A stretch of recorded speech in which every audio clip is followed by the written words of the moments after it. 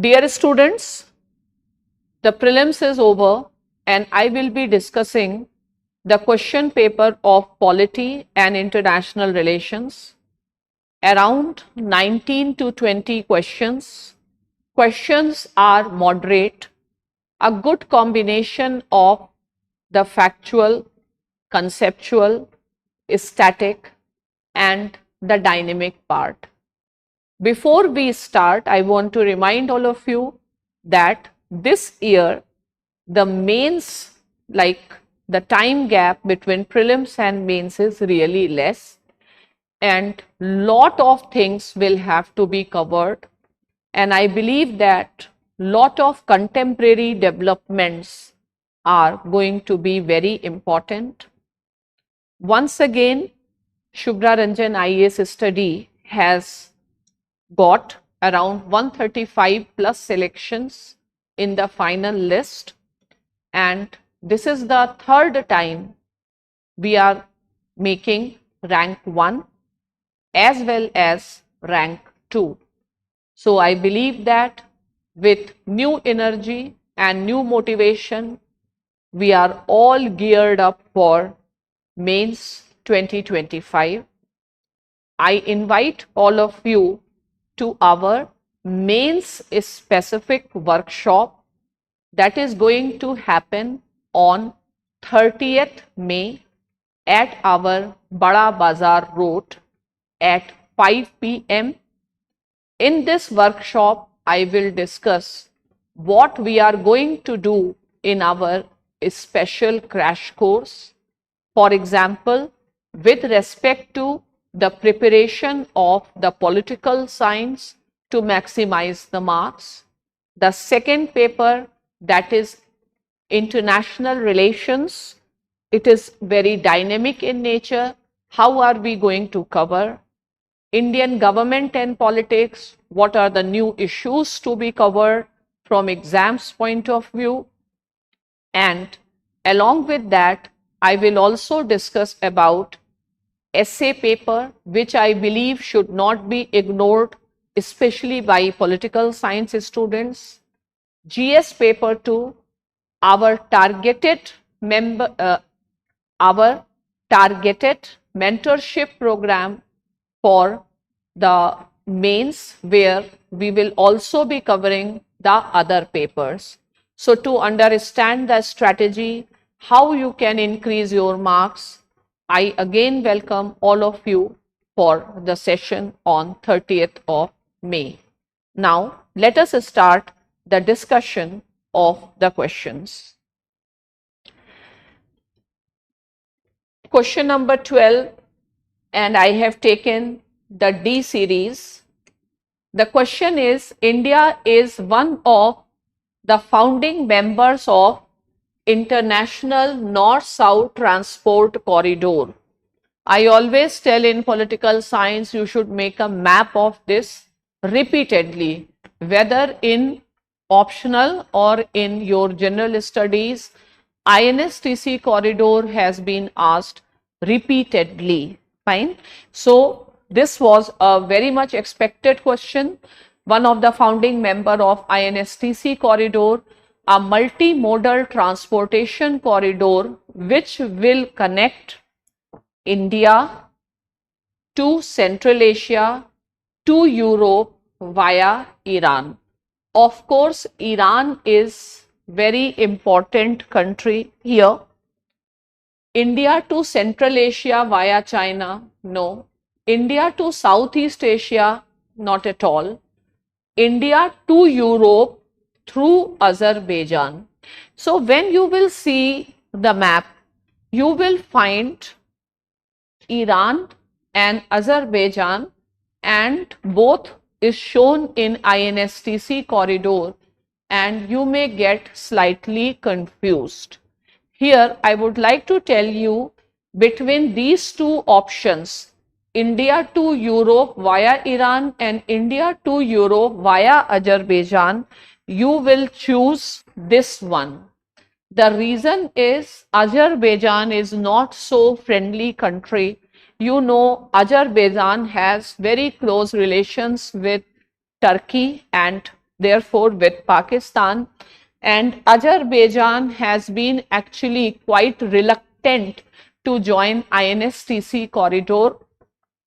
Russia has repeatedly asked Azerbaijan and Pakistan to be more proactively involved into it, and India as well as Armenia. So India and Armenia are also working on an alternative route because of the lack of cooperation from Azerbaijan, and that is through the Black Sea.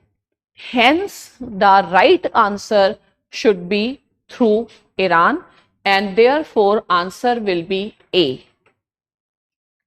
For more information, I have put content from PIB, Ministry of Ports, Shipping, Waterways, Government of India, in association with India Ports Global Limited, conducted a workshop on linking Chabahar Port, where is it is in Iran, with INSTC in Mumbai today.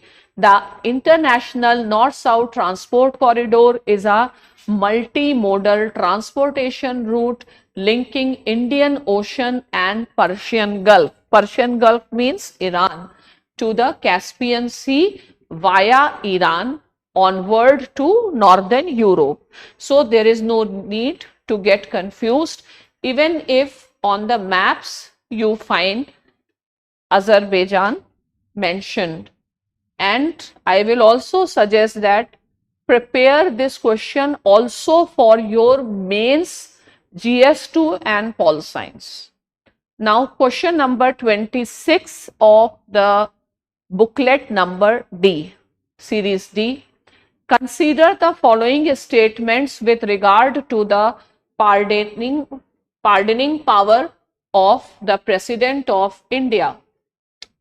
So, almost every year they ask question on the pardoning power. Now, let us see. The exercise of this power by President can be subjected to judicial review.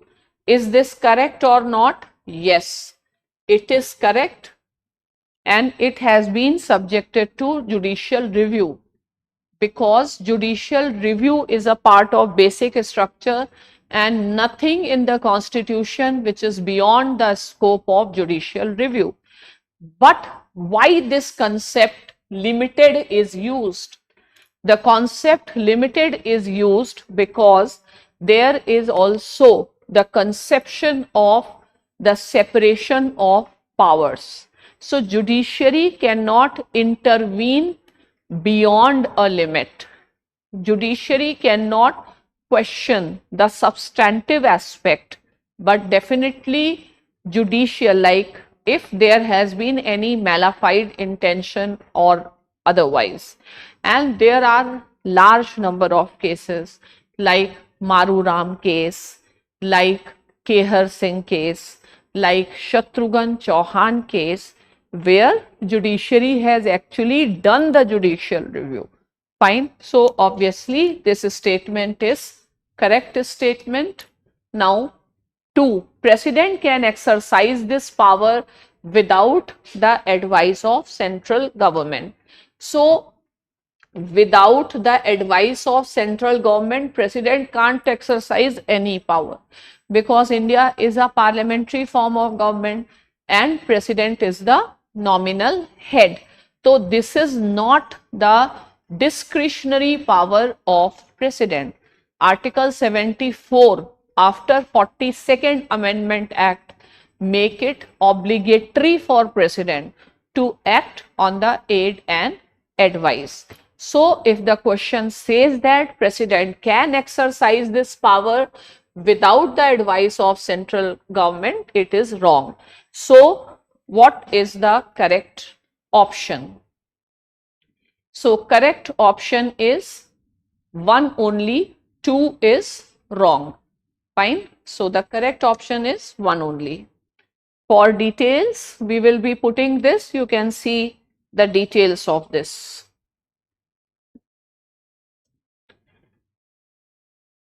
Now let us see this question. Consider the following statement on the dissolution of Lok Sabha, House of People. The Speaker shall not vacate his or her office until immediately before the first meeting of the House of the People after the dissolution. This is correct and it is mentioned in the Constitution itself. So, this statement is a correct statement. Now, according to the provisions of Constitution of India, a member of the House of People on being elected as a speaker shall resign from his or her political party immediately. पहली बात तो ये सब words जब भी आते हैं तो वैसे ही गलत होता है, लेकिन इंडिया में इट इज नॉट रिक्वायर्ड. ये कहाँ पर रिक्वायर्ड है? This is required in Britain. इसीलिए द स्पीकर ऑफ ब्रिटेन बहुत न्यूट्रल इंस्टीट्यूशन है और एक्चुअली ये तो एक one of the reforms suggested है, यानी ये जो स्टेटमेंट है ये रॉन्ग स्टेटमेंट है. Now the speaker of the house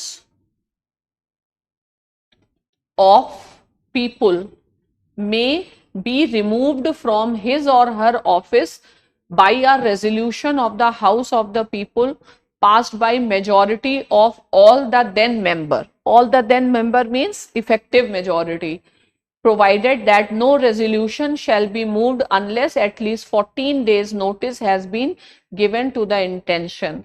This question we have done so many times repeatedly because speaker, deputy speaker, these are very favorite areas.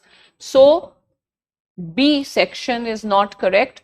That is why, so the which of the following statement is correct? C statement, because B is not correct. Okay, and we have given you reference. You can go through that. Article 94. Now come to question number 28.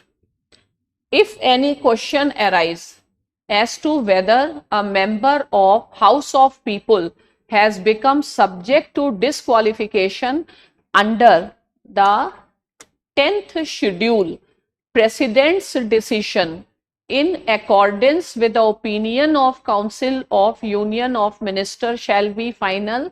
No. Whose decision? Speaker's decision is final according to the 7th schedule. Okay. Now, there is no mention of the word political party in the Constitution of India. This is wrong, because political party as a term got mentioned in the 10th schedule, anti-defection law. This is the only place where the term political party is used in Indian Constitution. Fine. So, consider the following statement. This question is also wrong because President's decision nahi, Speaker's decision. So, which of the statements are correct? Neither one nor two. Now, this question, question number 29. In India, state governments have no power for making rules for grant of concessions in respect of extraction of minor minerals, even though such minerals are located in their territories. This is a very hot favorite question of UPSC. They always ask question on the state list and union list and minerals issue. Now, it is wrong because state governments under the state list number 23 or 28, state government, we have given the fact, state government has power to make law on the mines and minerals, subject to the union's power given under the union list entry number 53, 54 and 55. मतलब they have power, therefore this statement is wrong. और वैसे भी अगर gas भी लगाना है ऐसा कभी नहीं होता. Now next is, in India the central government has power to notify minor minerals under the relevant law. Yes, so because minor minerals power of state government is subjected to union law, इसका मतलब क्या हो गया कि central government has a power, and therefore in the explanation also what we have written, तो one wrong है, statement 2 सही है. So statement 1 is wrong and statement 2 is correct. Answer is D. And here is the law made by Union Government, Mines and Minerals Development Regulation Acts, and section 15 of Mines and Mineral Development Regulation Act talks about power of state governments and central government. State list you can see entry number 23, and union list you can see entry number 53, 54 and 55. Now come to the next question.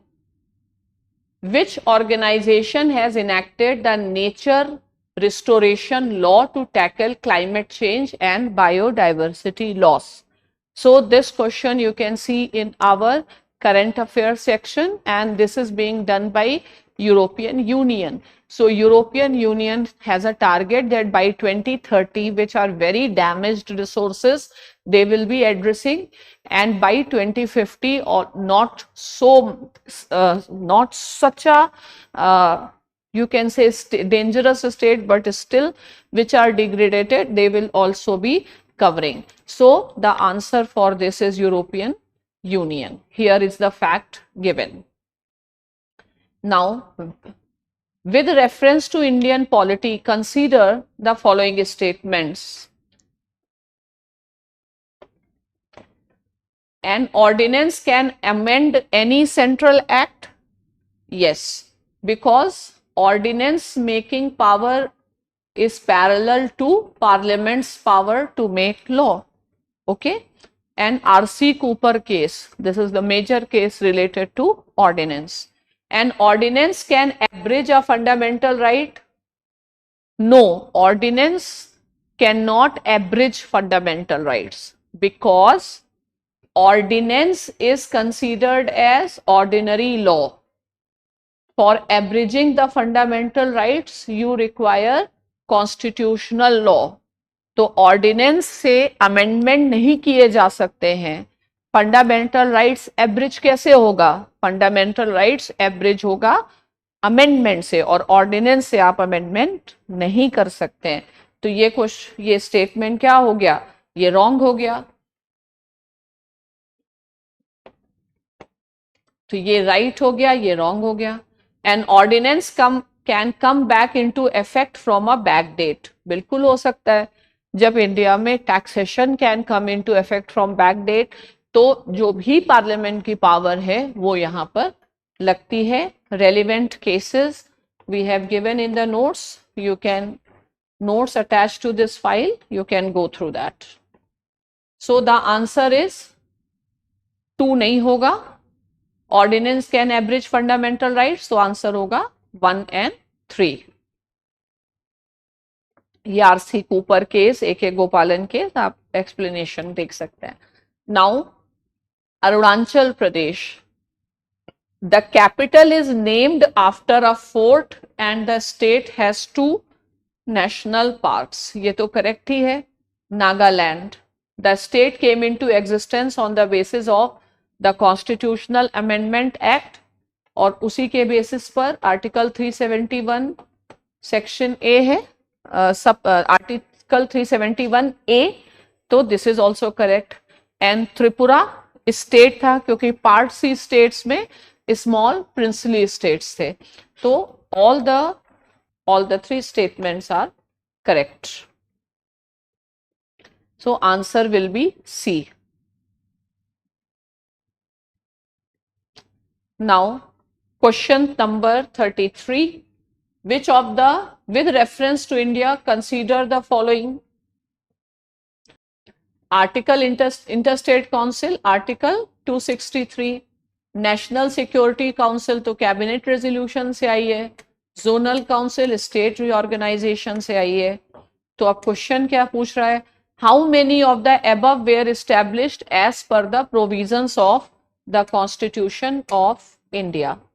Fine, so only one, means answer is A. Now next, consider the following statements. Constitution of India explicitly mention that in certain spheres the governor of the state acts in his or her own discretion. Yes. Where can you find? Article 163 clause 1.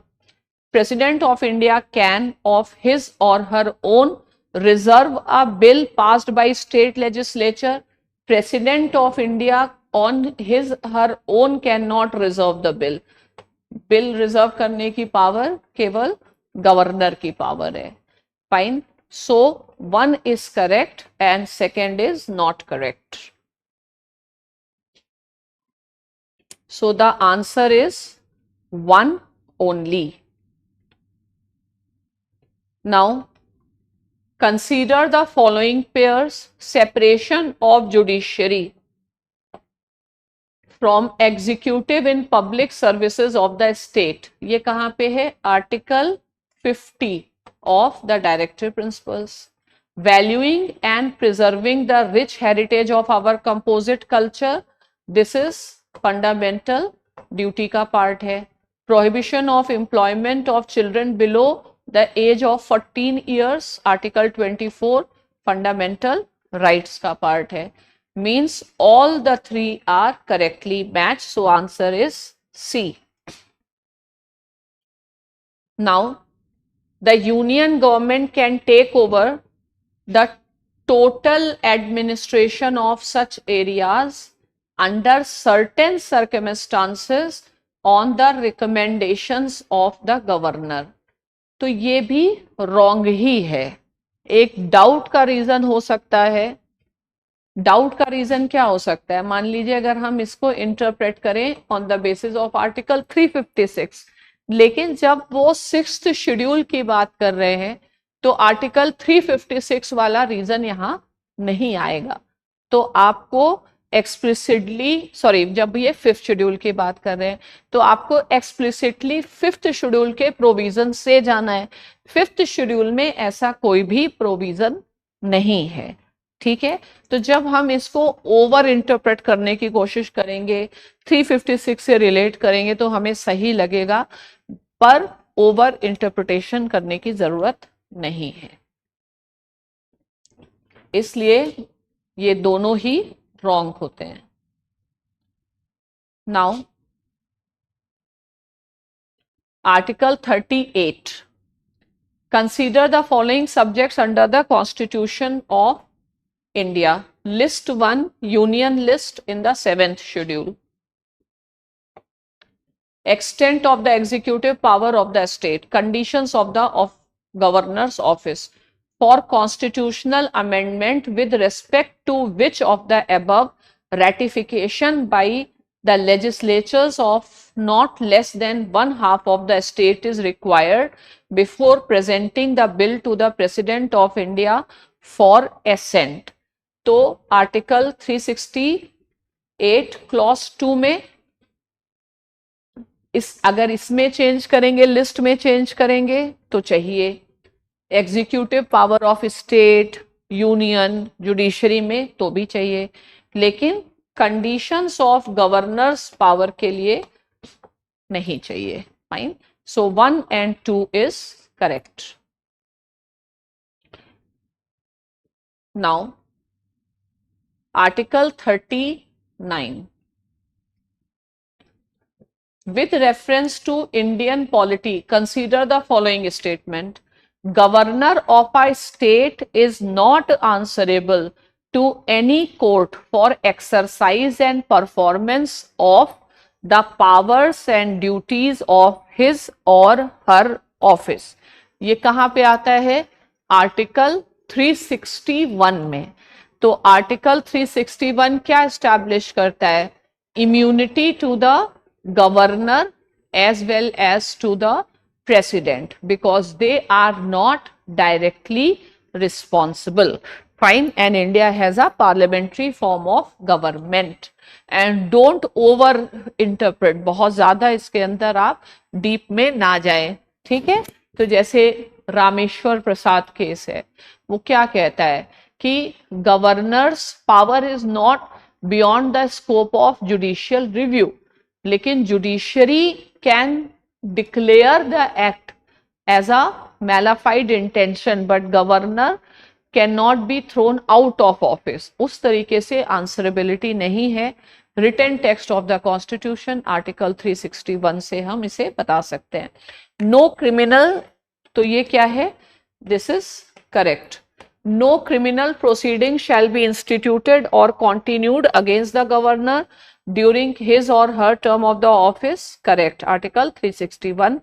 Members of the state legislature are not liable to any proceeding in any court in respect of anything said within the house. ये भी correct है क्योंकि ये privileges of state legislatures में आ रहा है. तो privileges में this is mentioned in the constitution itself. जैसे article 361 they are not answerable to any court, और ऐसे ही privileges में 194 no member shall be liable to any proceedings.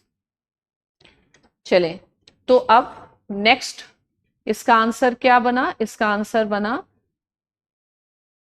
ये भी करेक्ट है, ये भी करेक्ट है, ये भी करेक्ट है. मतलब 1 2 3 all the 3 are correct. Now come to this question. Panchayats at the intermediate level exist in all states? No. ठीक है. तो the states having a population below certain level, वहां पे intermediate state में that intermediate level panchayat is not required. ठीक है. तो panchayats at intermediate level are not constituted for states having population not exceeding 20 lakhs. तो ये first जो question है वो हो गया गलत. To be eligible to be a member of panchayat at the intermediate level, a person should attain the age of 30. To be eligible to be a member, it is not required. Fine. So person is enough like 21 year of age. तो उसमें क्या दिया है? Nobody will be ineligible because of the reason that they are less than 25 years of age. तो ये जो 30 year of age है ये as it is wrong हो गया. Now chief minister of a state constitute a commission to review the financial position of panchayats. Not chief minister but governor. So basically all the 3 statements are wrong. Okay. These are the following statement regarding AI Action Summit held in Grand Palace, Paris. I made a video also on this because this was something very important and I expect that there will be a question in mains on this. So, co-chaired with India, the event builds on advances made at Bletchley Park Summit held in 23 and Seoul Summit 2024. This is correct. You can watch that video. You'll get more detailed understanding. Along with other countries, US and UK also signed the declaration on inclusive and sustainable AI. Actually, they have not signed the declaration. This is wrong. This is right. So answer is 1 only. And here is the video I have made, outcomes of AI Action Summit. So kindly go through that for the detailed understanding. Now Now question number 47. Consider the following statements with regard to BRICS. The 16th BRICS summit was held under the chairmanship of Russia in Kazan, correct. And at Kazan summit only, Prime Minister Modi and Xi Jinping's rapprochement has also started. Now Indonesia has become a full member of BRICS, so this has been decided in Kazan summit, and from 1st January 2025 it has become full-fledged member. Now the theme of the 16th BRICS summit was strengthening multiculturalism for just global development and security. So it is not multiculturalism, it should be multilateralism. So this becomes factually wrong. So what will be the answer? The answer will be 1 and 2, means A will be the answer. The answer is going to be A, fine, 1 and 2. Okay. So this is how this question is. So you can take, maybe you may commit a mistake multiculturalism, but it is not multiculturalism. तो ये एक factual error है. Now India has joined the Mineral Security Partnership as a member. Yes, this Mineral Security Partnership has been started by USA in 2023 and India has joined it. Now, India is a resource-rich country in all the 30 critical minerals it has identified. No, we are actually dependent on China for imports of lithium and many other minerals. So, obviously, this is correct and this is not correct. Parliament in 2023 has amended Mines and Minerals Development and Regulation Act, empowering central government to exclusively auction mining lease and composite license. Yes, it is correct. So the answer is 1 and 3. So the answer is C. Okay, 2 is not correct. Yes. Another favorite organization UPSC ask, and I expect this year mains also they will ask, which of the countries not a member of NATO? So Austria is not a member because Austria believes in neutrality principle, yet it is a part of NATO's partnership council, but it is not member. Bulgaria, Croatia is a member. Serbia is not a member because Russia is very particular and Russia and Serbia have very close relation. Sweden recently became. North Macedonia is among the among actually the larger countries of NATO. Fine. So the answer will be 1 and 4. Means how many countries are the member? 1, 2, 3, 4 out of 6 countries. So the answer will be only 4 countries, means B. Fine. So this is the data given. You can have a look on this particular data. Fine. So I believe that you will check your answers, and every time I say take rest, but this time because time is less, don't take much rest. You start, and I think many students will have very good chance that they will write the mains, and I believe that this year's mains, lot of things like lot of the questions can be expected from this year's prelims paper. Wishing you all the best and hope this discussion has helped.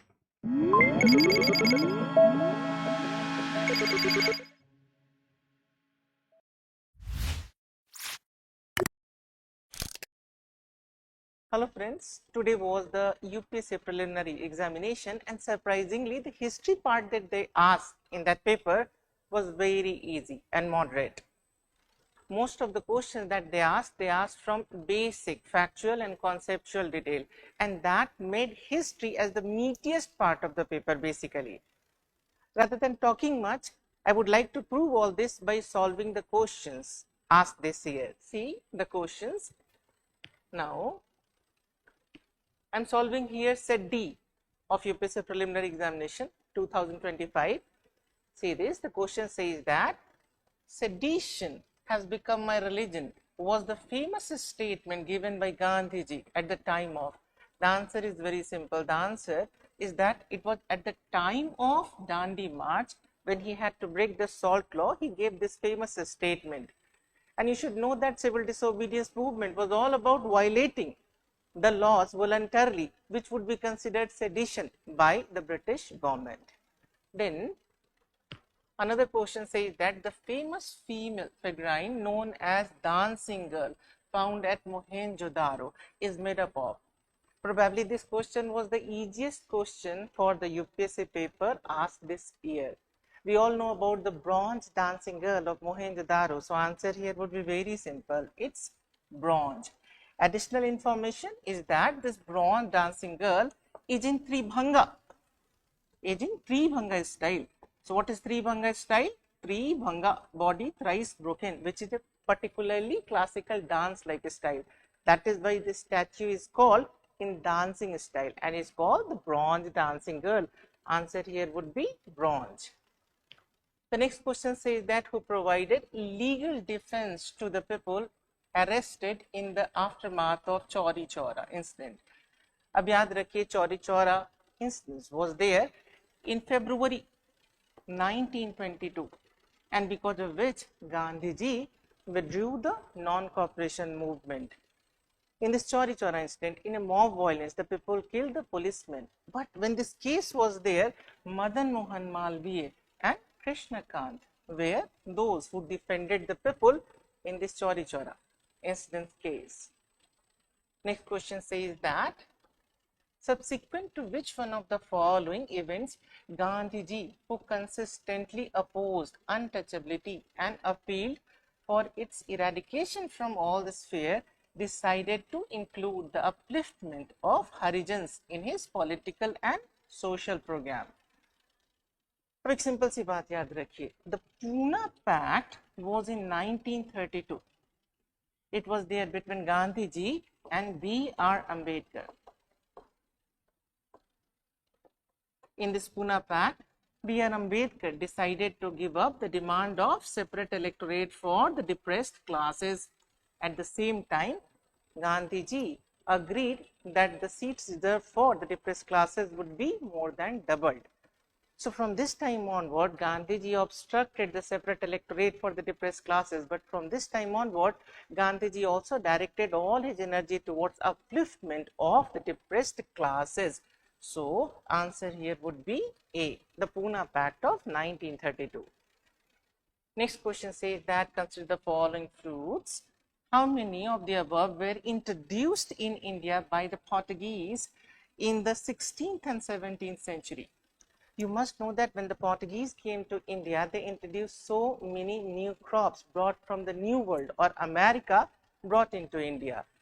Among these crops introduced and the fruits introduced, some among the most important one were papaya, pineapple and guava. So 1, 2 and 3, all of them they are correct, and the answer here would be C, all the 3. The next question says that who among the following was the founder of self-respect movement? अब याद रखिए, from South India, one of the greatest social reformers who fought for social equality and fought against caste discrimination and untouchability was great Periyar E.V. Ramaswamy Nayakar, who was the founder of self-respect movement. Additional information is that he also started a journal. The journal was called Kudiyarasu. So answer here would be A. The next question says that consider, this is 71st question of set D. Now consider the following statement about Raja Ram Mohan Roy. First says that he possessed great love and respect for the traditional philosophical systems of the East. It's absolutely correct. Raja Ram Mohan Roy is considered a reformist who wanted to improve the society with the help of Vedic ideas. So first is correct. But he was a reformist, not a revivalist. He wanted to see the Vedic ideas in light of modern science and rationalism. So, the second statement, that he desired his countrymen to accept the rational and scientific approach, is also correct. So, both the statements, they are correct, and answer here would be both first and the second statements, they are correct. The next question says that consider following subjects with regard to non-cooperation program. Non-cooperation program, NCM, started by Gandhiji. What was the program included into it? First is correct, that it was based on boycott and non-cooperation to the British government and boycott of the law courts and the foreign clothes. First is correct. Second, strict non-violence. All the Gandhian movements were always based on the idea of strict violence. So, second is also correct. Third says that retention of titles, it's wrong. The non-cooperation demanded that the people should surrender the titles given by the British government. Fourth says that establishment of panchayats for settling disputes. This is correct. An alternative should be given to the people if they were not going for the law courts established by the British. So, fourth one is correct. So, first, second and fourth, they are correct. So, how many of the above were part of non-cooperation program? Answer is simple. It would be C, only 3. Then if you talk about the next question, it says that the irrigation device called Aragatta was, again it's very surprising that this year UPSC has asked so many questions based on the previous year questions as well. UPSC has already asked the question on Aragatta. It was basically a water wheel in early medieval and medieval times. Ara plus Ghatta. So, what is Ghatta? Ghatta basically would mean pots. And what is Ara?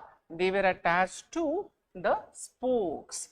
So, basically a water wheel in which the wheel was attached with the earthen pots at the spokes. It was called Araghatta. So, B would be the answer. The next question says that who among the following rulers in ancient India had assumed the title of Mattavilas and Vichitra Chitta? Answer is simple. It was Mahendra Varman. Mahendra Varman in fact had also wrote a book that was called Mattavilasa Prahasan. So, answer here would be A. The next question says that Fahyan, the Chinese pilgrim, traveled India during the reign of, अब याद रखिए, Fahyan visited India during the reign of the Gupta ruler Chandragupta II. Again, it is very interesting that Chandragupta II was supporter of Hindu ideology and Fahyan was a Buddhist person in ideology. That is why basically Fahyan has ignored many details of the ruler Chandragupta II, but at the same time we have to agree that he has given a lot of detail about Patliputra and other areas in times of Chandragupta II. Answer here would be B. Next question says that who among the following had led a successful military campaign against the kingdom of Srivijaya? अब याद रखिए, the Srivijaya kingdom was in Southeast Asia, covering the part of Malaya, Sumatra, Java and other areas. And a naval expedition was taken against them in times of Imperial Cholas. The Imperial Cholas, they had reached the glorious stage by the time of Rajendra Chola. He took the naval expedition towards Srivijaya kingdom. Answer here would be C. Again, all these questions are very easy questions. Basically, NCERT and all such basic books would give you such details. Then, the next question says that with reference to ancient India, consider the following pairs. Again, you have to go for a matchmaking here. So, don't get worried about matchmaking question that they would be very difficult. Just use the logic. Think about a smaka. What is the importance of a smaka? It was the southernmost Mahajanpad and it was on the banks of Godavari river. So, first is correct matchmaking. Kamboj was the Mahajanpad in extreme northwest and basically it is not attached with any other river. Basically, Kamboj was a Mahajanpad that was not particularly on the banks of any major river. Second is wrong. Avanti was mainly the part of Malwa area. So again, making a match with Mahanadi would be wrong. Coastal Janpad certainly was connected with Saryu river. How we can say that? Because Coastal Janpad had two capitals. One was Shravasti, one was Ayodhya. Ayodhya was certainly on the banks of Saryu river. So two pairs are correct. Answer here would be only two pairs. Then the next question says that the first Gandharva Mahavidyalaya. What do you mean by Gandharva? Music. The Mahavidyalaya was connected with music. अब याद रखिए, in pre-independence time, one of the greatest personalities who promoted music and its studies in India was Vishnu Digambar Paluskar, and he established the college that was Gandharva Mahavidyalaya in 1901, initially in Lahore. So answer here would be D, Lahore. Then the question says that Ashokan inscriptions suggested that Pradeshika, Rajjuka and Yukta were important officers at the, अब simple सी बात याद रखिए, Ashokan inscriptions had mentioned many of the officers. Most of these officers, they were there at the district level administration. Interestingly, Rajjuka was called Rajjuka because he would hold a rope for measurement, and in Sanskrit the rope would be called Rajju. That is why he was called Rajjuka. So they were the officers who were helping in district administration. For example, Rajjuka was helping in measurement of the land that would help in putting the taxes and demand on the farmers. So answer here would be B. Then for last question, consider the following statements in respect to non-cooperation movement. This year, surprisingly, UPSC has asked so many questions from Gandhian movement, and it's natural as well because the biggest part of modern history is national movement, and the biggest part of national movement is Gandhian movement. So the question says that the Congress declared the attainment of Swaraj by all the legitimate and peaceful means be its objective. This is true. Gandhiji had said that if the people would support Congress, Congress would achieve Swaraj for people. Second, it was to be implemented in stages with civil disobedience and non-payment of taxes for the next stage. Only if Swaraj did not come within a year and the government resorted to suppression. This is also correct. In fact, Gandhiji had promised that if Swaraj would not be achieved and the government would try to obstruct it, then gradually Congress would move towards civil disobedience from non-cooperation. And he was very much worried. In fact, interestingly, he was very much worried that the people were yet not trained into civil disobedience like thing. And before he could decide anything, there was Chauri Chaura like incident. So using this as a context, he withdrew the non-cooperation movement rather than going for the extreme form of civil disobedience that time. So first and second, both of them, they are correct, and C would be the answer. Now this was the pattern. This was the pattern of, these were the questions and these were the pattern of UPSC history part asked in this preliminary examination. Most of the questions were very basic, very easy, and if a candidate has got a very firm knowledge, very good knowledge about NCERT, and certainly if the candidate has already gone for the previous year questions very carefully, it was easy to attempt the paper. Most of the questions were covered in the class studies. So if you are very regular in the classes, very good with the class note, the paper was very easy.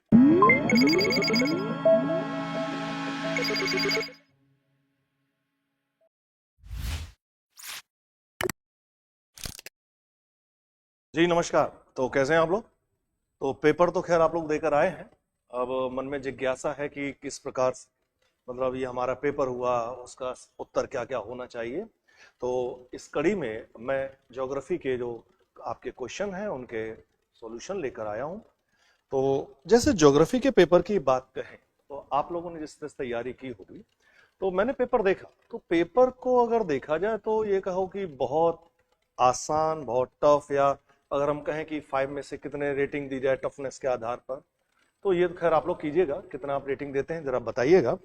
लेकिन मैं अगर देखूं अपने दृष्टिकोण से इस paper को, तो जो कुछ टॉपिक जो बहुत ही सामान्य तौर पर जो यूपीएससी के अभ्यर्थी हैं जो पढ़ते हैं वो देखना चाहिए। जैसे अगर देखा जाए टाइम जोन, बहुत ही बेसिक क्वेश्चंस वहां से पूछे गए हैं। कुछ मैपिंग बहुत से लोग इग्नोर करते हैं, लेकिन मैपिंग से इस बार क्वेश्चन बने हैं ना। उसी तरह से कुछ जैसे रीजन्स वगैरह पूछ देना, या कुछ लेक्स के बारे में पूछ देना, ठीक है, या फिर जैसे कुछ इकोनॉमिक ज्योग्राफी वाला सेगमेंट ले लेना, जैसे इथेनॉल का प्रोडक्शन कि यूएस में ज्यादा, ब्राजील में ज्यादा, तो इस तरह कुछ क्वेश्चन पूछे गए। और कुछ तो क्वेश्चन इतने इजी हैं जैसे कि अर्थ का टेम्परेचर कैसे मेंटेन रह रहा है क्या। तो खैर हम बढ़ते हैं आगे इस चरण में। तो कुछ क्वेश्चंस हैं, और ये सेट हमारा डी है, तो आप देख लीजिएगा अपने अपने हिसाब से क्वेश्चन को मैनेज करेंगे हम लोग। जो पुस्तिका है हमारी वो डी है, उस पर हम देखते हैं जो बुकलेट है। तो डी में जो पहला ज्योग्राफी का क्वेश्चन है वो हमारा क्वेश्चन नंबर बनेगा 6। Now we are moving our question, first question of geography, that is 6 number question, correct. Now what is the question? Consider the following countries, United kingdom, Denmark, New Zealand, Australia and Brazil. What is the question? How many of the above countries have more than 4 time zones? No, the question is directly asked from your time zone. बहुत ही basic question है, ठीक है, बिल्कुल शुरुआती दौर में अगर पढ़ा जाता है तो आप देखेंगे किन किन जगह पर कौन कौन से टाइम जोन के बारे में पूछा गया है। जैसे यूनाइटेड किंगडम की बात करें, अगर केवल उसका देखें पर्टिकुलर, तो वहां तो 1 लोग कंफ्यूज होंगे, लेकिन अगर उसकी अदर टेरिटरीज देखें तो यूनाइटेड किंगडम में यहाँ पे 9 टाइम जोन्स आपको देखने को मिलते हैं। उसी तरह डेनमार्क में देखेंगे तो डेनमार्क के आपको 6 टाइम जोन यहां पर देखने को मिलेंगे। नेक्स्ट उसके बाद में अगर हम देखेंगे न्यूजीलैंड के 2 टाइम जोन है, ऑस्ट्रेलिया के 3 टाइम जोन है, और ब्राजील के 4 टाइम जोन है। तो ये टाइम जोन दे रखे हैं आप। How many of the above countries है मोर देन 4 टाइम जोन्स? तो मोर देन 4 टाइम जोन्स, तो आंसर क्या बनेगा? 6 and 9, 1 and 2, तो ओनली कितने हैं? ओनली 2। तो D option is correct option for question number 6, ठीक है। तो जो पूछा गया कि 4 टाइम जोन से ज्यादा कौन है, ये मत कर देना कि इसको भी जोड़ दो इतना, मोर देन 4 टाइम जोन, तो कंफ्यूज यहाँ पे नहीं होना था। 6 नंबर क्वेश्चन है, ठीक है। नेक्स्ट क्वेश्चन नंबर हम देखेंगे तो यहाँ पर जो क्वेश्चन नंबर आता है वो हमारा 7। बढ़ते हैं हम अगले क्वेश्चन की ओर। क्वेश्चन नंबर 7 मतलब बहुत ही इजी वे में अगर हम क्वेश्चन को देखते हैं तो अब देखिए ये क्वेश्चन भी अगर हम देखते हैं तो ये भी हमारे टाइम जोन से रिलेटेड ही है। Question number 7 is also related to the time zone. What is the question? Consider the following statement, Anadyr in Siberia and Nome in Alaska. देखिए पोजीशन जरा ध्यान दें, क्या क्या बात कर रहे हैं, साइबेरिया एंड अलास्का, करेक्ट,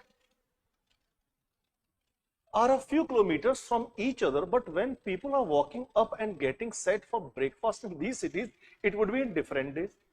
ठीक है, बिल्कुल इंटरनेशनल डेडलाइन पे सीधा पूछ लिया है। When it is Monday in Anadir and it is Tuesday in Nome. मतलब अगर इस क्वेश्चन को देखा जाए तो बहुत ही सिंपल तरीके से सवाल पूछा है इंटरनेशनल डेट लाइन के ईस्ट और वेस्ट में। अगर देखा जाए तो जनरली हम इसको इस तरह से कंसीडर कर सकते हैं, if we consider this is the international date line that is 180 degree, correct, here is the east and here is the west। इस तरफ हम बढ़ते चले जाएंगे, बिल्कुल इस तरफ देखिए, इस तरफ अगर हम देखेंगे तो यहाँ पे हम ले लेंगे सीधे, आप मान सकते हैं 0 डिग्री या GMT, ठीक है। From GM to, as we move from GMT to eastward then time is increases, correct, ये पॉइंट याद रखिएगा। और इस तरफ देखेंगे वेस्ट। तो क्वेश्चन ये दिया है कि साइबेरिया, तो साइबेरिया को अगर मैप अपने वर्ल्ड मैप पे अगर आप देखते हैं तो साइबेरिया हमारा इस आइडियल जो इंटरनेशनल डेट लाइन है उसके किस तरफ है, ईस्ट में है, और अलास्का वो कुछ इस तरफ से यहाँ पे होगा। अगर हम इसको यहाँ देखना शुरू करते हैं, ठीक है, ये हमारा यहाँ अलास्का ये रहा, और अगर हम साइबेरिया का हिस्सा ये देखेंगे तो ये हमारा यहाँ पे पोर्शन देखने को मिलेगा कहीं इस जगह पे।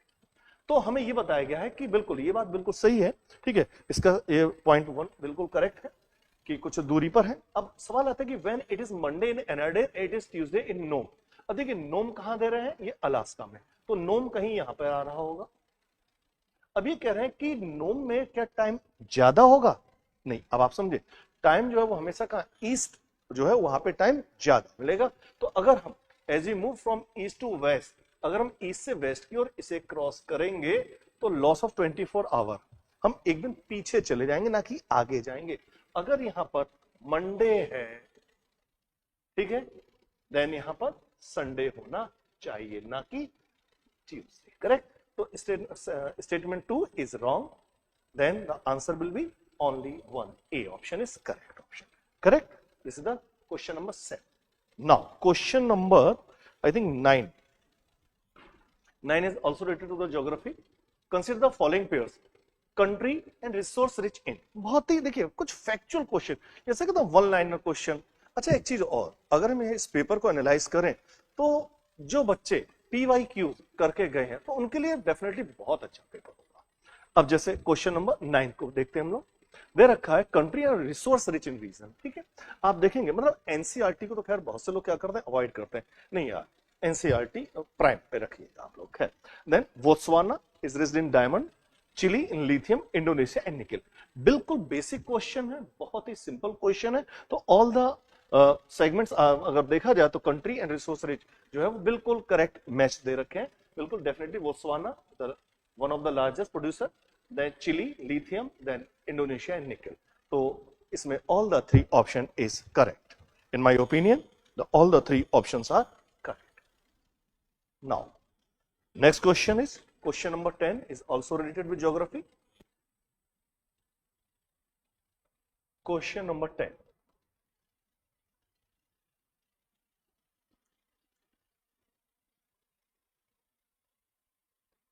देखिए क्वेश्चन नंबर 10 पे देखते हैं. अब यहां पे क्या दिया है, the region is given in this question and the country, the related country. Correct. कुछ क्वेश्चन बहुत ही इजी हैं, जनरली अगर आप पढ़ते हुए चले जाएंगे. जैसे पहले यहां ऑप्शन पढ़ते हैं, consider the following pair, region and country. Mallorca Italy, Normandy Spain, Sardinia France. In how many of the above rows is the given information correctly matched. कितने करेक्टली मैच्ड है, सीधी सी बात ही पूछी गई है. अब देखो आप लोग पढ़ते होंगे अक्सर, जब हम इटली जर्मनी, हिस्ट्री में आपने कहीं पढ़ा होगा जर्मनी इटली का एक ही ग्राम, तो उसमें सार्डिनिया का नाम आता है. तो मैच कीजिए, देख कैसे. तो ये यहाँ पे जो आप देखेंगे तो ये एक आइलैंड है मेडिटेरियन सी में. तो इटली, ये सीधा सीधा यहाँ से सार्डिनिया इटली से मिलता हुआ. ठीक है. अगर हम नॉर्मंडी की बात करें तो अगर आप द्वितीय विश्व युद्ध, सेकेंड वर्ल्ड वॉर की बात करते हैं तो यहाँ के इसके कोस्ट पर बिल्कुल बिल्कुल यहाँ पे देखा जाए तो जो लड़ाई तो हुई थी. ठीक है, तो ये वहां से लिया गया. सीधा सवाल आप उठा सकते हैं. तो नॉर्मंडी कहां पर है, ये फ्रांस में है. अगर इस चीज को देखा जाए यहां से पहले जो क्वेश्चन पूछा ना, which of the following is correctly match या मैच द फॉलोइंग करेक्टली, उसकी देखिए अभी नया ट्रेंड दे रहे, किस तरह से ट्रेंड देख रहे हैं. ठीक है. एंड देन मेलोरोका इन स्पेन, ये स्पेन में. तो इनमें से कोई भी मिला हुआ नहीं है. ठीक है. तो हाउ मेनी पेयर्स, नन. तो D option is correct for the question number 10. Correct. Now next question is 13 and 14. बढ़ते हैं हम लोग अपने नेक्स्ट क्वेश्चन की ओर. Question number 13 and 14.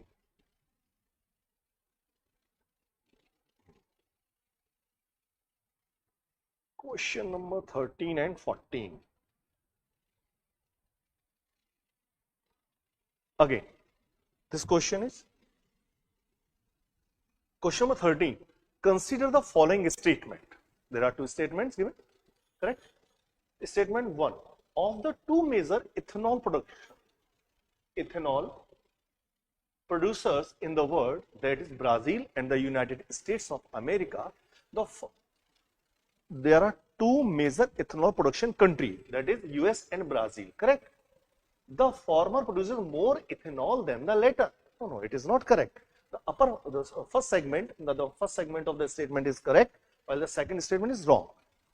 यूएस का अगर देखा जाए लास्ट ईयर का प्रोडक्शन यूएसए का, तो लगभग ये है 16 अप्रोक्स बिलियन गैलन करब. अगर देखते हैं अप्रोक्स लगभग इतना गैलन जो है यूएसए का है. और इसकी बात करते हैं हम लोग ब्राजील की, तो अप्रोक्स हाफ कहेंगे 8 बिलियन गैलन के आसपास इसका प्रोडक्शन है. तो first statement is wrong. Now second statement, unlike in the United States of America where corn is the principal feed stock for ethanol production, it is correct. Now sugar cane is the principal feed stock for ethanol production Brazil. This is the correct statement. ठीक है. तो अगर इस चीज को देखें यहां पर तो हमें ये दोनों ही स्टेटमेंट यहाँ पे पहला स्टेटमेंट जो है वो हमारा रॉन्ग है और सेकंड स्टेटमेंट हमारा यहाँ पर करेक्ट है. तो इसके हिसाब से अगर हम सीक्वेंस देखते हैं तो जो हमारा क्वेश्चन जो आंसर निकल के आएगा, आप देखेंगे स्टेटमेंट इज रॉन्ग, देखिए, which one of the following is correct respect to the above statement? Statement 1 is not correct, but statement 2 is correct. That is the D option. Correct? तो याद रखेंगे क्वेश्चन नंबर 13 के लिए D option बिल्कुल appropriate option होगा. Correct. चलिए next question है, अगर इसी सीक्वेंस में देखते हैं, क्वेश्चन नंबर 14. चलिए क्वेश्चन नंबर 14 की ओर बढ़ते हैं, आपके सामने ही है. अब इस क्वेश्चन को लेके थोड़ा सा मतलब एक कंफ्यूजन सा हो सकता है. मैं पढ़ता हूं, देखिए क्या दे रखा है. वेट बल्ब के बारे में बात की गई है, wet bulb temperature. The world bank warn that India could become one of the first place where wet bulb temperature routinely exceeds 35 degrees Celsius. Which of the following statement best reflects the implication of the above said report? जो world bank ने जो report दी है उसके आधार पे wait bulb temperature. Correct. The peninsula India will mostly likely suffer from flooding, tropical cyclones and drought. The second statement is the survival of animal including humans will be affected as shedding of their body heat through perspiration become difficult. देखिए ये जो warning दी गई है, जो चेतावनी दी गई है, ये हम देख रहे हैं तो ये इफेक्ट क्या पड़ रहा है ह्यूमन बीइंग पर, ये उससे रिलेटेड है ना कि. देखिए मैंने दोनों काफी से देखा तो कहीं पर भी हमें ये चीज देखने को नहीं मिली कि ये जो रिपोर्ट आई है या जो वर्ल्ड बैंक ने इसे इंडिया को वार्न किया वो इसलिए कि यहाँ पर पेनिनसुलर इंडिया में यहाँ पे फ्लडिंग बढ़ेगा, ड्रॉट बढ़ेंगे, ट्रॉपिकल साइक्लोन की फ्रीक्वेंसी बढ़ेगी, ये चीज कहीं नहीं मिली है. हाँ अगर हम देखें तो इसका जो सही उत्तर निकल के आ रहा है, तो जो वेट बल्ब टेम्परेचर का इफेक्ट है नॉर्मली कितना होना चाहिए, 31 डिग्री सेल्सियस होना चाहिए. ये ठीक है. More than when it exceed 35 degree Celsius तो क्या होगा, यहाँ पर क्या पर्सपिरेशन नहीं हो पाएगा. जो बॉडी के ठंडा करने की स्वतः जो कह सकते हैं एक मैकेनिज्म है वो अफेक्ट होगी. तो कहीं ना कहीं इसका सही जो बेस्ट ऑप्शन होगा इन my opinion the second option is the correct option. Correct. बाकी यूपीएससी जनरली देखें क्या होगा, लेकिन इस पे मुझे पूरी तरह से डाउट है. इसका ये ना हो कि जो सेकंड स्टेटमेंट ये एकदम सही यहां पर मुझे दिखाई देता है. ठीक. नेक्स्ट इस यहां पर क्वेश्चन होगा हमारा क्वेश्चन नंबर, नेक्स्ट क्वेश्चन को बढ़ते हैं, question number 25. Correct. Question number 25 हम लोग डी सीरीज है हमारी, याद रखिएगा series is D series. Correct. Now it is very easy question. The artificial way of causing rainfall to reduce air pollution makes use of. तो artificial rain इसमें सोचना ही नहीं था, तो आपको लगा देना. देखिए बहुत से लोग क्या करते हैं, सिल्वर नाइट्रेट पोटेशियम नाइट्रेट पे चले गए, नहीं यार ओनली आयोडाइड. तो याद रखना यहाँ पर रिसेंटली न्यूज में था silver iodide and potassium iodide. This is the correct option. Correct. Artificial rainfall to reduce the air pollution, very effective.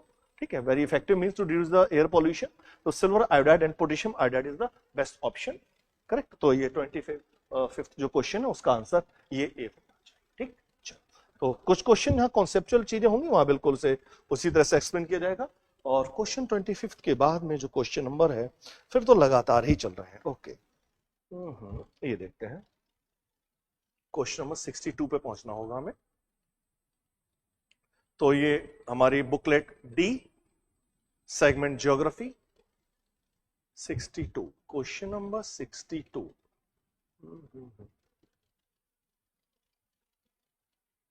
देखिए कई बार पेपर इजी तो होता है पर करना बड़ा मुश्किल होता है. देखिए क्लासरूम से बाहर बैठकर बोलना और क्लासरूम में बोलना बहुत अंतर हो जाता है. ठीक है. तो कुछ चीजें कई बार दिमाग नहीं काम करता, आप लोग बहुत इजी क्वेश्चन जो है आप उनको गलत कर देते हैं. तो ये चीज इस बार भी हुई होगी. Now question number 62. Question number 62. Consider the following countries. ये question number 62. Consider the following 62 question number. Bolivia, Brazil, Colombia, Ecuador, Paraguay and Venezuela. Andes mountain, mapping से डायरेक्ट क्वेश्चन है, मैपिंग से कि Andes mountain passes through how many of the above countries. ये तो आपको पता है कि एंडीज जो है कौन से 7 कंट्रीज से है पास होती है. ठीक है, बहुत ही बेसिक। जब हम लोग जनरली ये चीजें पढ़ा करते हैं तो बहुत ही बिल्कुल बेसिक चीजें जो है ये यहाँ पर हम लोग देखने को मिला करती हैं। तो ये कहां से, 7 कंट्रीज से पास हो रही है। तो यहाँ पर अगर देखा जाएगा तो कौन कौन से, बोलीविया, कोलंबिया, इक्वेडोर और वेनेजुएला। देखिए यहाँ पर ये ब्राजील और उरुग्वे नहीं है। इसके अलावा और 3 कंट्री कौन कौन कौन से हैं, पेरू, चिली और अर्जेंटीना। अगर यहां देखेंगे तो पेरू, चिली एंड अर्जेंटीना। तो टोटल 7 कंट्रीज से ये पास हो रही है। अगर देखते हैं तो Andes mountain passes through the 7 countries of the south America. One is the Bolivia, Colombia, Ecuador, Venezuela, Peru, Chile and Argentina. Correct. तो आंसर इसमें क्या हो जाएगा यहां पर अगर देखे जाए तो 4, only 4। Correct. Next question number 63 also from map. देखिए क्वेश्चन अक्सर पूछे जाते हैं कि the lakes, the river, the nation on equator और ट्रॉपिक ऑफ कैंसर और कैप्रिकॉर्न, बहुत बेसिक क्वेश्चंस होते हैं। तो उसी से रिलेटेड क्वेश्चन है कि consider the following water bodies through lake Tanganyika, lake Tonle Sap, Patos lagoon, through how many of them does the equator passes. तो इक्वेटर कहां से पास हो रहा है, तो देखिए जनरली तो विक्टोरिया आप लोग पढ़ते हैं कि विक्टोरिया लेक से पास हो रहा है, तो टेंगानिका तो नहीं है जो अफ्रीकन लेक है, यहां से तो नहीं होगा, तो ये यहां से गलत हो गया पहला। देन है लेक टोनले सैप, ये कंबोडिया, ये इक्वेटर पर नहीं दिखेगा आपको। देन पेटोस लेगून, ये हमारा ब्राजील, लेकिन कहां, सदर्न ब्राजील की तरफ जाएंगे तो वहां पे आप देखेंगे मैप में तो आपको नजर आ जाएगी। ठीक है, ब्राजील में अगर आप इस जगह देखते हैं, ये इसका मैप अगर देखेंगे आप यहाँ पे, तो इस जगह पे आपको ये लेगून देखने को मिल जाएगी, पेटोस लेगून इस जगह। तो इक्वेटर तो हमारी यहाँ से पास हो रही है ही नहीं। ठीक है, तो ये भी याद रखिएगा। ठीक, तो यहाँ पे इसमें देखा जाएगा तो नन ऑप्शन, तो इसमें से कोई भी विकल्प आपका सही नहीं है। क्लियर है, तो ये चीज याद रखेंगे। तो जो हमारा question number 63, the answer is, the correct answer is D. Now 63 के बाद है हमारा 64 नंबर क्वेश्चन। Question number 64।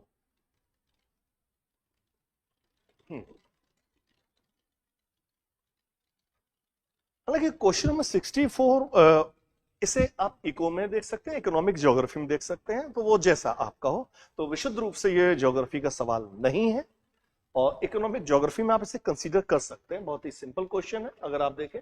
ठीक है, बिल्कुल ये टर्मरिक बोर्ड पे बना था क्वेश्चन, चर्चा में रहा था तो वहां से क्वेश्चन ले लिया। Consider the following statement about the turmeric during the year 22 and 23। India is the largest producer and the export of the turmeric in the world, बिल्कुल करेक्ट है। And the more than 30 varieties, this estimate is also correct. Maharashtra, Telangana, Karnataka and Tamil Nadu are the major turmeric producing states in India. So all the 3 statements are correct regarding the turmeric production during the year 22 and 23. Correct?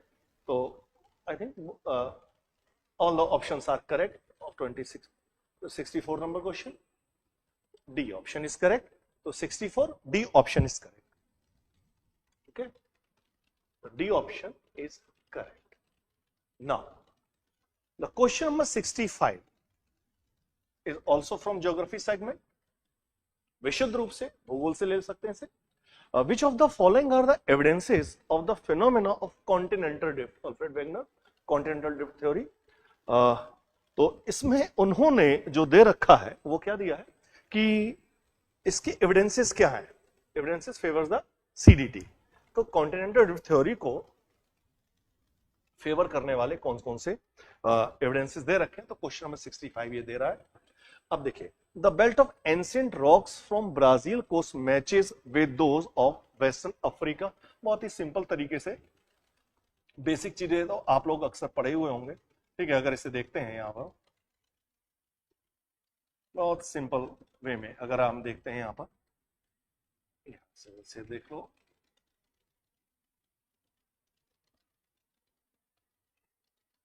Generally ये हम लोग consider करते हैं कि the western coast of Africa and the Brazil coast are similar, तो यहाँ पे लगभग सिमिलरिटी पाई जाती है। एक तो ये, दूसरा the gold deposit of Ghana are derived from the Brazil प्लेटू when the two continent ले साइड बाय द, बिल्कुल ये स्टेटमेंट बिल्कुल करेक्ट है कि there are some rocks in the Brazil, the Sao Paulo.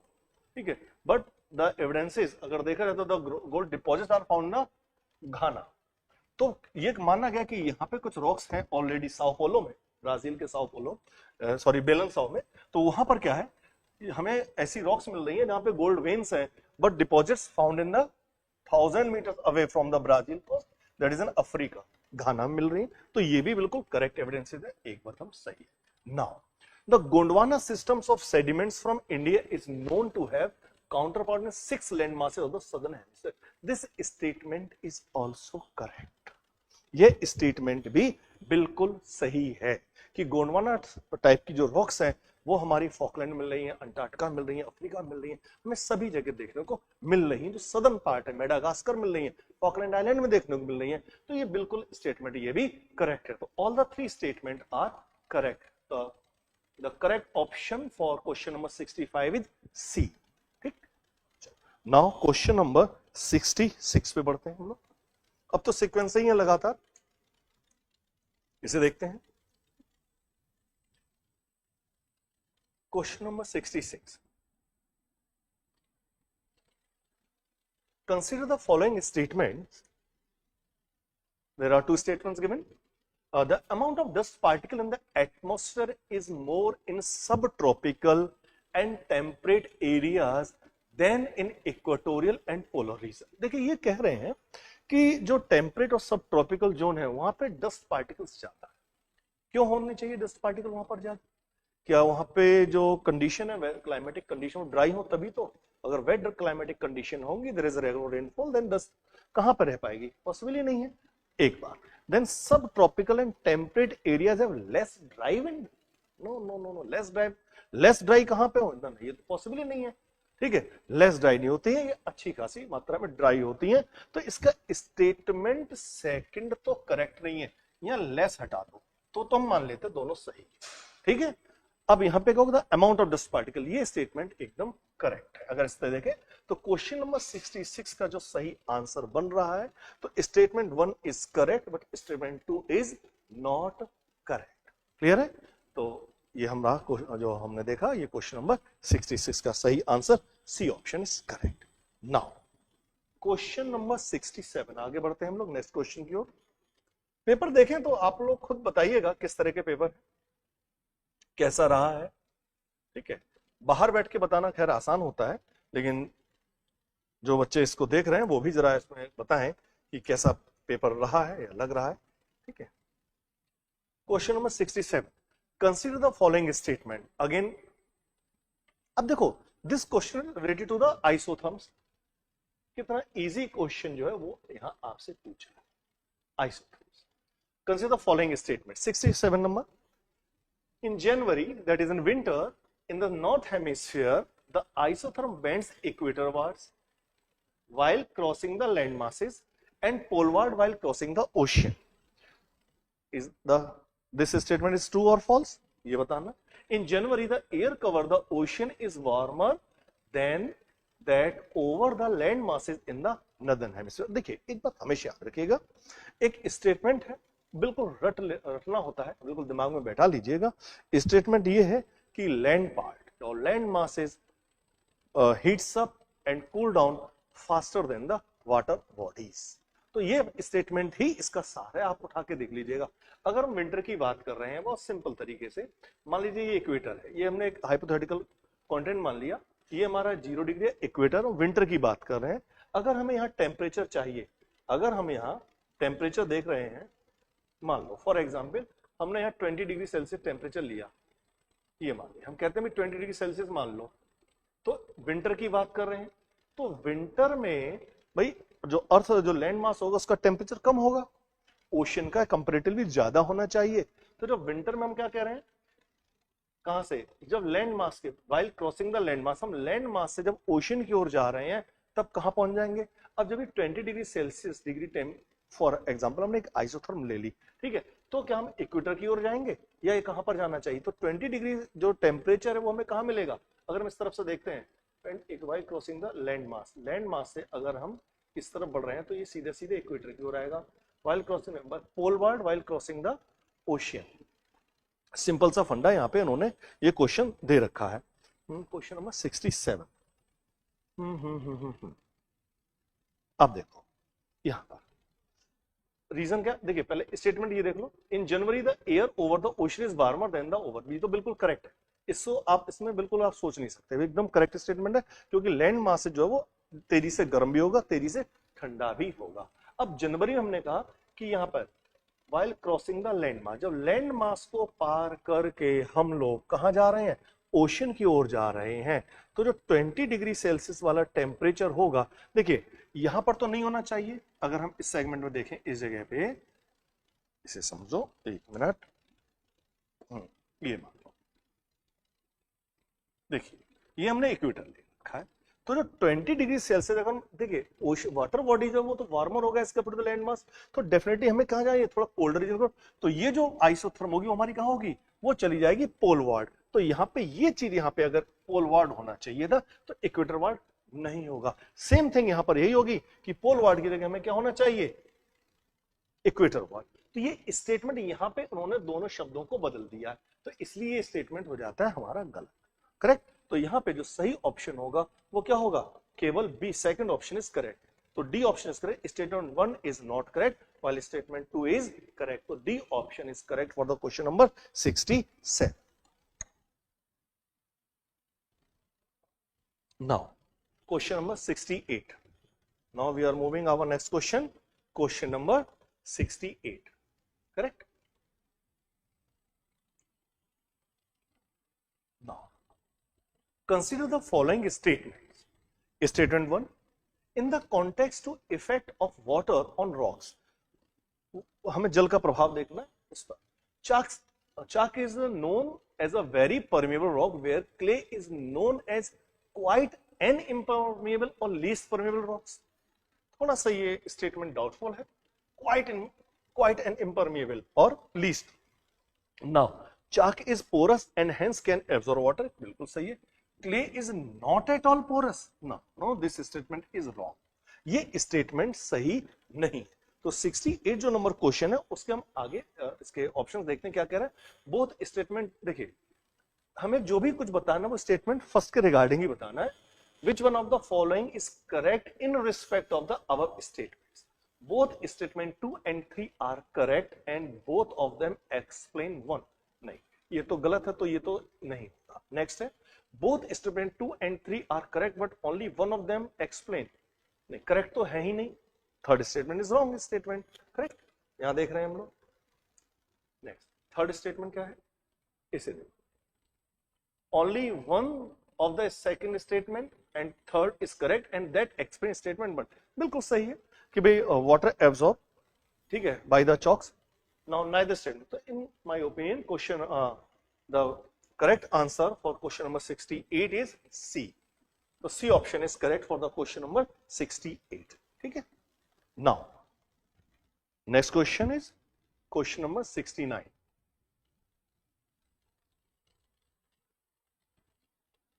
Consider the following statement, देखते हैं, without the atmosphere temperature, देखिए कितना इजी, जब हम लोग पढ़ते ही हैं टेम्परेचर के बारे में तो यही क्वेश्चन पढ़ा जाता है, क्या है, without the atmosphere temperature would be well below freezing point everywhere on the earth surface, अगर वायुमंडल नहीं तब तापमान फ्रीजिंग पॉइंट्स, ओके चलो भाई, heat absorbed and trapped by atmosphere maintain our earth our planets average temperature, atmosphere works like a blanket, है ना, atmosphere gases like carbon dioxide are particularly good at absorbing and trapping radiation. अब देखिए ये statement, हालांकि इस question को देखा जाए तो जो कार्बन डाइऑक्साइड है वो कौन से उसको ट्रैप कर रही है, बात यहां पे आ जाती है कि which type of radiation, insolation और टेरेस्ट्रियल रेडिएशन, अब अंतर तो यहां पे आ जाता है, तो अगर इसके रिगार्डिंग अगर ऑप्शन के हिसाब से हम देखते चले जाए तो first option is correct, second is also correct, but third पे थोड़ा सा डाउट होता है, लेकिन जो पूछना चाह रहे हैं उस हिसाब से अगर देखा जाए तो यहां पे हम तीसरे स्टेटमेंट को भी करेक्ट करेंगे। देखिए जाहिर सी बात है, यहां पर अगर देख CO2 जो है वो good absorbing and trapping radiation, अब यहां पे अगर टेरेस्ट्रियल रेडिएशन होता तो ये बहुत ज्यादा क्लियर हो जाता, अगर टेरेस्ट्रियल रेडिएशन होता, ठीक है, या लॉन्ग वेव रेडिएशन होता तो ज्यादा करेक्ट होता, तो in my opinion all the तो कई बार कुछ होता है ना कि बहुत से लोग कुछ ज्यादा दिमाग लगा देते हैं, तो आप में से कुछ लोग ऐसा करके जरूर आए होंगे कि उन्होंने कुछ ज्यादा दिमाग लगाया होगा, यहाँ पे केवल रेडिएशन की जगह आपको यहाँ टेरेस्ट्रियल नहीं दिखाई दिया होगा, तो हो सकता है आपने इसको गलत, ये भी हो सकता है। तो यहाँ पर तो जो ऑप्शन जाएंगे 1 2 3 in my opinion. Question number 69, the correct answer is C option, correct, all the 3 statements are correct. बहुत ही सिंपल क्वेश्चन है, बस थोड़ा सा लॉजिक आपको कंफ्यूज करने के लिए यहाँ पे दिया गया था इन्होंने, तो थोड़ा सा लॉजिक लगाना था और आप इस क्वेश्चन को सही कर सकते थे, ठीक है। और क्वेश्चन नंबर 69 के बाद में हम होता है okay 93 and 100।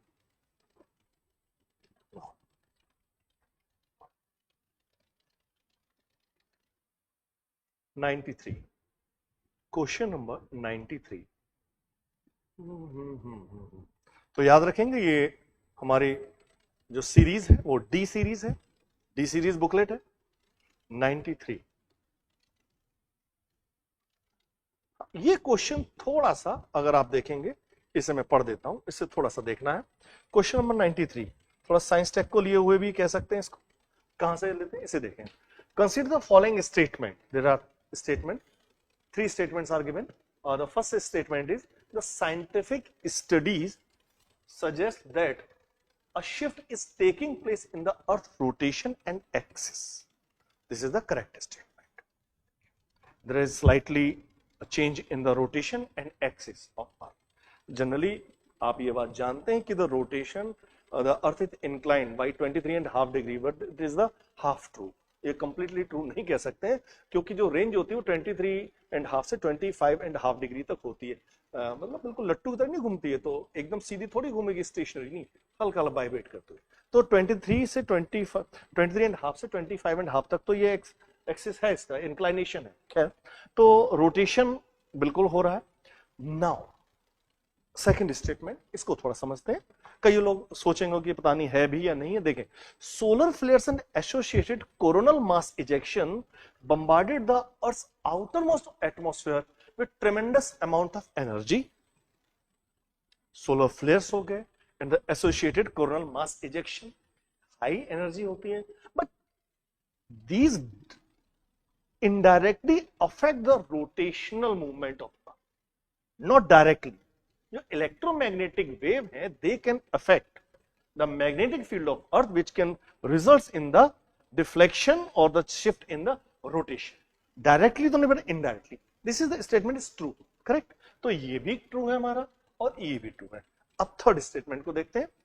As the earth polar ice melts the water tends to move towards the equator. अब the movement of water is from equator to poles, from poles to equator only. No, this is not correct. तो ये तो पहले statement देखेंगे, तो प्रथम दृश्यता देखेंगे, तो ये तो खारिज कर दीजिए आप। अब ऑप्शंस आप लोग देख सकते हैं अपने अपने, क्या ऑप्शंस है यहां देखते हैं हम लोग। ये देखिए ऑप्शंस पढ़ते हैं हम लोग। हाँ, both statement 2 and 3 are correct and both of them explain 1। नहीं, 3 तो गलत है भाई, सीधी सी बात। Both statement 2 and 3 are correct, but only one of them, only one of the statement 2 and 3 is correct, that explains. तो C option is correct option, ठीक है। अगर देखेंगे तो क्वेश्चन नंबर 93 का अगर देखेंगे तो C ऑप्शन जो है वो एकदम करेक्ट ऑप्शन होगा, ठीक है। नेक्स्ट क्वेश्चन नंबर 100, जो ज्योग्राफी का जो सेगमेंट है, आई थिंक उसका क्वेश्चन नंबर 100 इसी से ही है। तो ये हमारे याद रखेंगे बुकलेट सीरीज डी। अब देखो क्वेश्चन नंबर 100, इसे देख लेते हैं। क्वेश्चन नंबर 100 ये क्या कह रहा है, पढ़। With reference to the planet earth consider the following statements. चलो भाई कुछ स्टेटमेंट्स को कंसीडर करते हैं। क्या है?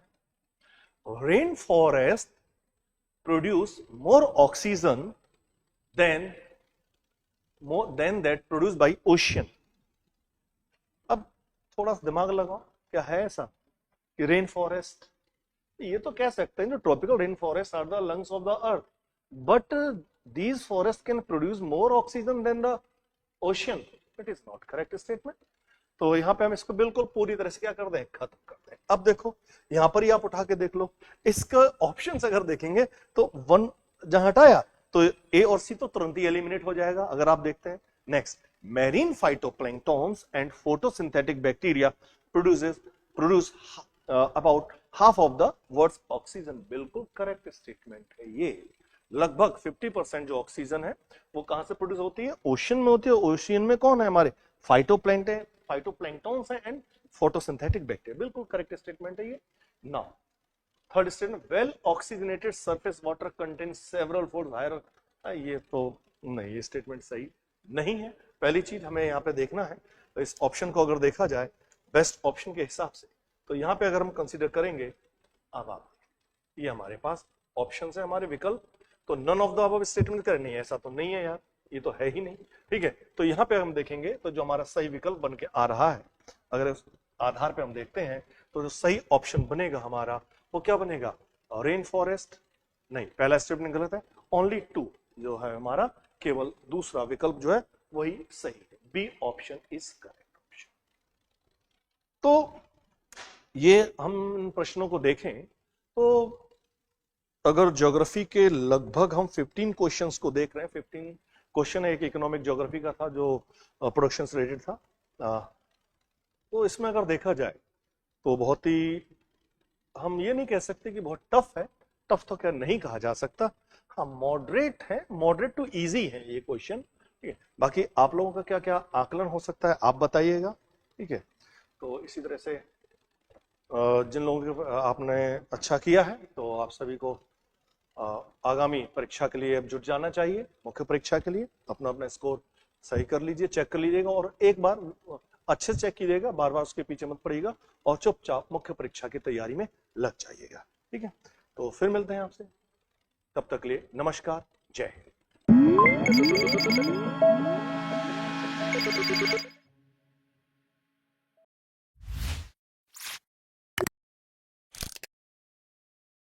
Hello and welcome to the discussion of the prelims paper of 2025. I am Aman Soni and I will be discussing the economic questions. This year the prelims, it gave 18 questions from the economy part, and the questions they had a good mix. For example, good mix means I have classified the topics, the questions, whether the questions were asked from static or they were asked from current affairs, whether the questions were conceptual or the questions were factual, and the last parameter is were the questions solvable or not. They may be easy, they may be moderate, but important is were they solvable in the examination hall or not. That's more important. So the discussion would pertain to these 3 parameters: static or current, conceptual or factual, solvable. 18 questions had come. These 18 questions, the questions were from just 5 chapters. The questions were from fiscal policy, around 6 questions, monetary policy, 3 questions, infra industries, 3 questions, agriculture, 3 questions, and capital market, 3 questions. Right? So just 5 chapters they gave us the complete 18 questions. There was hardly any question from balance of payments, from inflation, from national income, nothing from them. Nothing from the chapter of unemployment. There have been trends in UPSC exam where for a few years a certain topic would be important. Later on, the topic would be totally discarded and the UPSC would move to the next topic. For example, in the years of 2016, 17, 18, 19, every year there were 4 to 5 questions asked from different indices. For example, of ease of doing business, global hunger index, global competitiveness report, global gender gap index. So these type of indices were asked. Now no questions coming from them. The chapter of balance of payment, it would give around 3 to 4 questions. It gave actually 3 to 4 questions till the year 2022. But in the year 2023, 24, 25, no question has come from BOP. Nothing is coming from national income, nothing from like economic development. Last year, since 2021, I would say, since 2021, the question from money market, capital market chapter has increased. From 2004, last time before 2020, a question from money market, capital market came in 2014. 2015 to 2019, no question. And since 2020, the number of questions have been increasing. In 2024, 6 questions came from money market, capital market. This year, the number of questions have reduced to 3. Fiscal policy chapter was not giving any question. For the last 3-4 years, hardly any question from fiscal policy. A single question was coming from Finance Commission, and that has been repeated. Finance Commission has again given a question. But overall, the questions from fiscal policy had reduced. This year, 3 to 4 questions have come directly from fiscal policy concepts. So what's the lesson learned in this? The lesson learned is we cannot say that these chapters would be given questions, these chapters will not be given questions next year. The best strategy is you'll have to do all the chapters of economy if you have to score good in prelims. That's the one lesson. Lesson number 1, that you need to do the complete syllabus. Second thing, out of these 18 questions, 14 questions were conceptual in nature. Question like what is fiscal deficit, what is primary deficit, what is capital receipts, what is alternative investment funds. So what these are conceptual questions, and this actually signifies the importance of foundation course. The students who had done foundation course through Shubhra Ranjan IAS, they would know that through these classes they have been able to solve around 12 questions out of the 18 questions. So important is foundation course is very important, and along with the foundation course, if you do newspaper reading properly, or if you do even monthly magazines, you could solve most of the economic questions. But how much that would help you in the mains exam, that's yet to be seen. But important is prelims you could solve through class notes and monthly magazines. Now let's come to the discussion of all these questions one by one.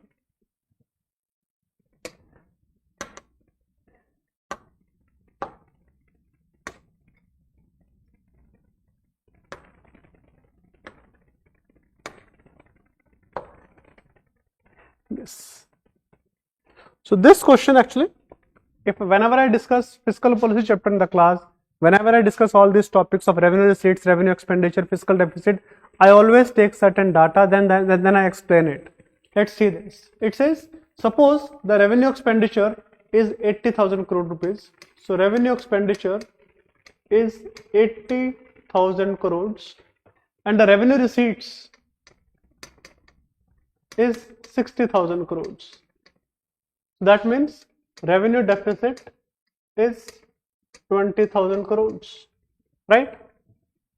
The government shows borrowings of 10,000 crores. Borrowings is 10,000 crores. And what is borrowing? Borrowing is the fiscal deficit of the government. The fiscal deficit is 10,000 crores. And interest payment is 6,000 crores. From this fiscal deficit, if I subtract interest payment, that is from 10,000 crores, if I subtract 6,000 crores, I get primary deficit. Primary deficit is 4,000 crores. So revenue deficit 20,000 crores, fiscal deficit 10,000 crores, primary deficit 4,000 crores. Primary deficit 4,000, fiscal deficit 10,000, revenue deficit 20,000. All 3 statements are correct. 1, 2 and 3. Alright, so answer is 1, 2 and 3 in this case. Let's move to next question.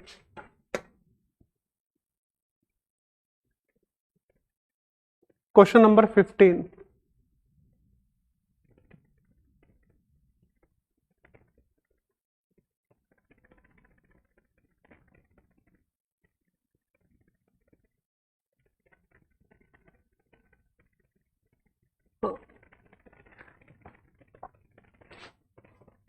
So the question is, a country's fiscal deficit stands at 50,000 crores.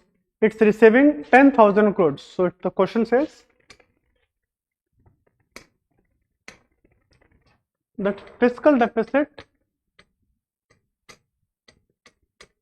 is 50,000 crores and interest liability is 1,500 crores. That is 1.5 thousand crores. It says non-debt creating capital receipts, it is 10,000 crore rupees. Non-debt creating capital receipts is 10,000 crore rupees. It says what is gross primary deficit. Point is, this non-debt creating capital receipt, this was given just to confuse you. Confuse you because what is primary deficit? It is fiscal deficit minus interest liabilities. Hence, it comes out to 48,500 crore rupees. So answer is 48,500 crore rupees is the primary deficit. All right. Then next.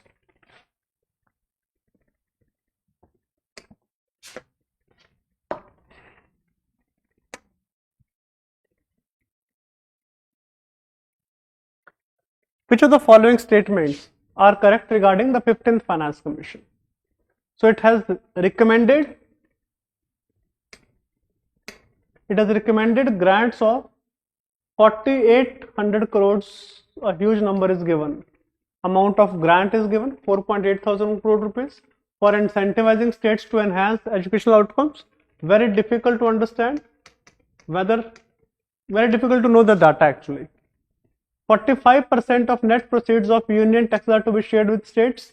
This is wrong because 15th Finance Commission said a vertical devolution of 41%.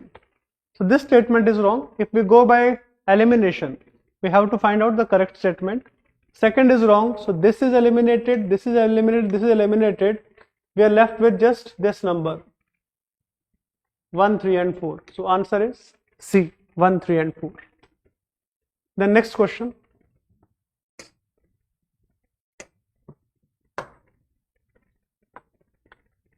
This question is regarding IBRD. Consider the statements regarding IBRD. It provides loans and guarantees to middle income countries. This statement is correct. It provides loans to developing countries for alleviation of poverty and for development purposes. This statement is correct. It works single-handedly to help developing countries to reduce poverty. This statement is wrong because IBRD is just one of the 5 members of the World Bank Group. So other entities of World Bank Group are it consists of IBRD, IDA, then Multilateral Investment Guarantee Agency, then we have IFC, and the last is ICSID. All these 4 entities are into reduction of poverty. So it's not that IBRD is single-handedly into poverty reduction. All these 5 entities are into poverty reduction. So this statement is wrong. So if we go by this statement to be wrong, so second is wrong, this is wrong, this is wrong, this is wrong, we are left with just 1 and 3. Because there may be a confusion that it was established to help Europe rebuild after World War II. Because generally when we say IBRD, it was for reconstruction after World War II. But whether it was specifically for Europe, that was a point of confusion. So this statement may be confusion, but as this statement is wrong, we can get into this 1 and 3. Answer is C. Right? Then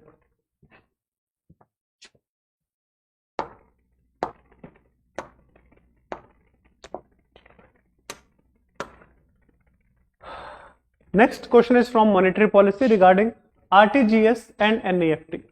So it says in RTGS the settlement time is instantaneous. Yes.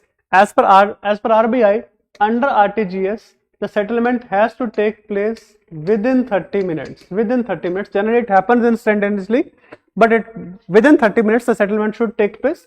While in case of NEFT it takes some time to settle. Yes, it takes around 2 hours. Multiple times it may take even 1 day. Right? So this statement is correct. Then next.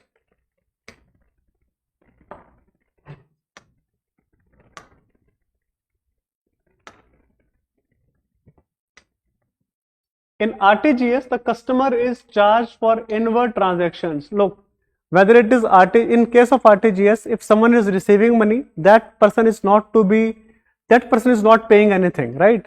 So there is no charges for that. So this statement is wrong.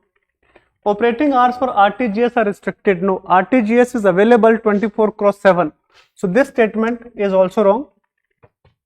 So answer is 1 only. Only one statement is correct.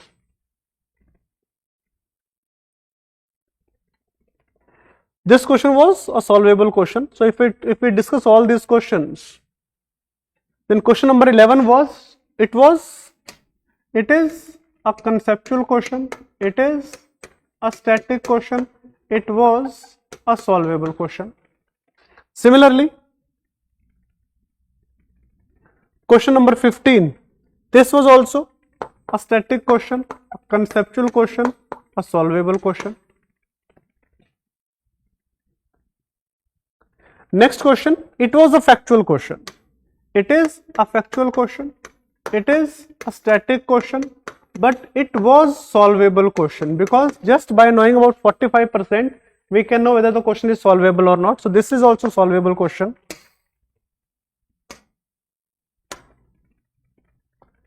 IBRD, yes, it is a conceptual question, a static question and a solvable question. Same is case of RTGS. It is a factual question. I would say it is a conceptual question. We need to know what is RTGS, NEFT, IMPS. So it is a conceptual question. It's a conceptual question. It's a static question. It's a solvable question. All right. Then let's move further. Yes. This next question is about next question is about how many other countries are accepting UPI payments. This has been in news, because recently PM says that we can extend the operability of UPI to in BIMSTEC countries, and we would regularly be seeing news that France is allowing UPI payments, UAE is allowing UPI payments. So it was basically a factual question. The factual question, it was, I would say, a static come current affairs question and moderate level difficulty. Why moderate level difficulty? Because students may get confused about France, that whether France is allowing UPI or not. France is the first European country to allow UPI. Alright, so UAE is allowing, France is allowing, Germany is not allowing, Singapore is allowing, Bangladesh, there is a proposal that UPI payments should be allowed in Bangladesh, but as of now they are not allowed. So we have 1, 2 and 3. Only 3 are allowing UPI payments. All right. Let's move to next questions. Next question. Yes. This question from the chapter of Infrastructure Industries. Indian Railways have prepared a national rail plan to create a future ready railway system by 2028. Look, this question is a mixture of current affair and static. Why current affair and static? Because railway accidents had increased in number because of railway collisions. So quote system was in news. So when we say quote system, it means we are talking about a future of Indian Railways. So hence the National Railway Plan. National Railway Plan was brought in 2022. So hence this is the static part. National Railway Plan wanted to create a future ready railway system not by 2028 but by 2030. This statement is wrong. Quach, second statement. Quach is an automatic train protection system developed in collaboration with Germany. Look, Quach is not in collaboration with Germany. Quach is a totally indigenous system. You would have heard about LHB coaches, Link Hoffman Bush coaches.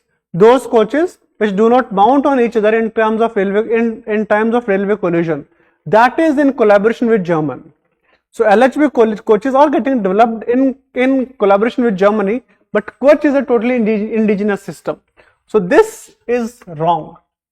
Coach system consists of RFID tags. Yes, it consists of RFID tags. Do not get confused. This question talks about not correct. So 1 and 2 are not correct. Answer is A. All right.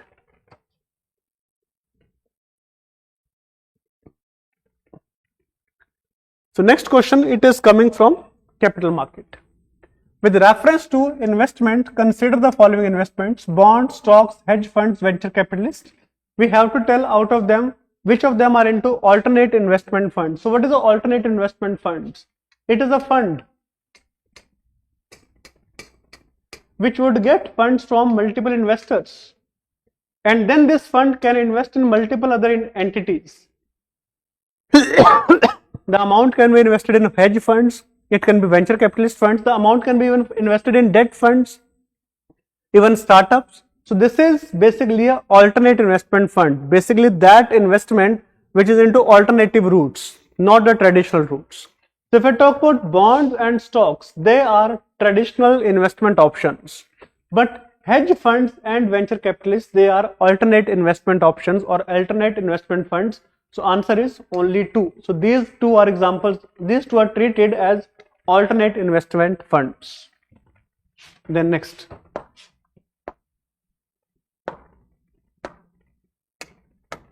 Question number 52. Which of the following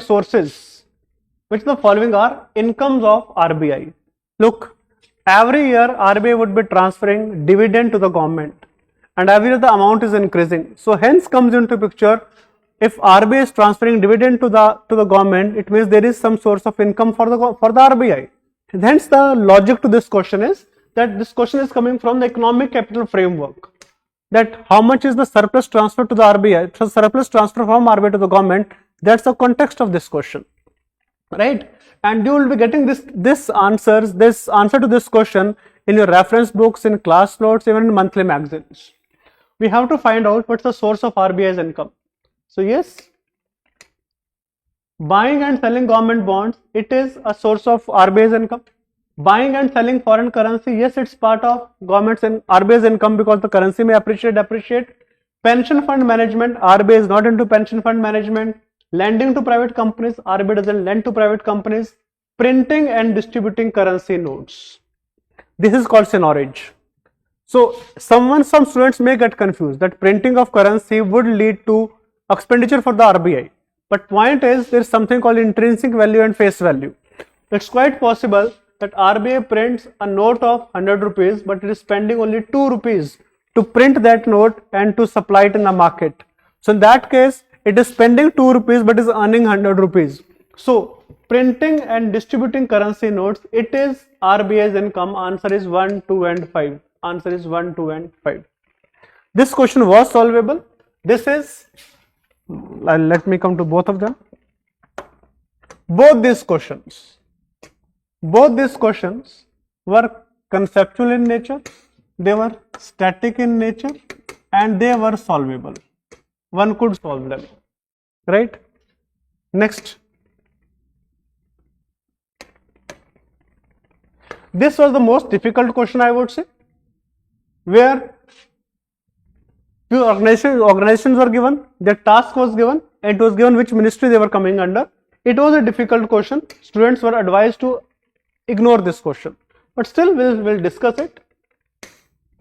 Directorate of Enforcement, it is for the enforcement of fugitive economic offenders. Yes, Directorate of Enforcement, it implements this act, but is it under Ministry of Home Affairs? No, it's not under Ministry of Home Affairs, it is under Ministry of Finance.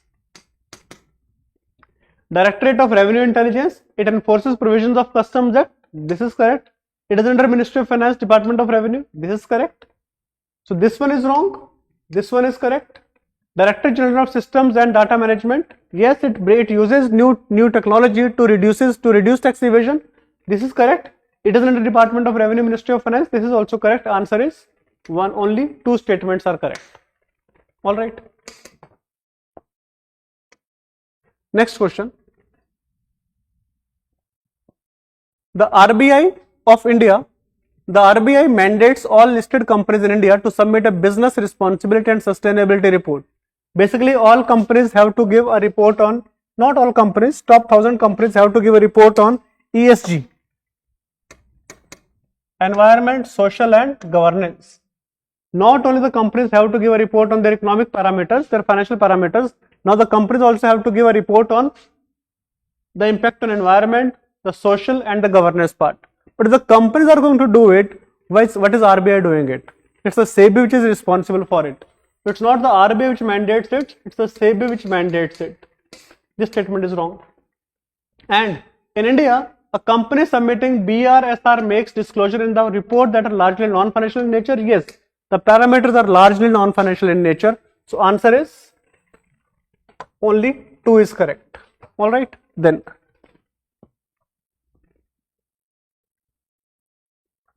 next question. Consider the following statements.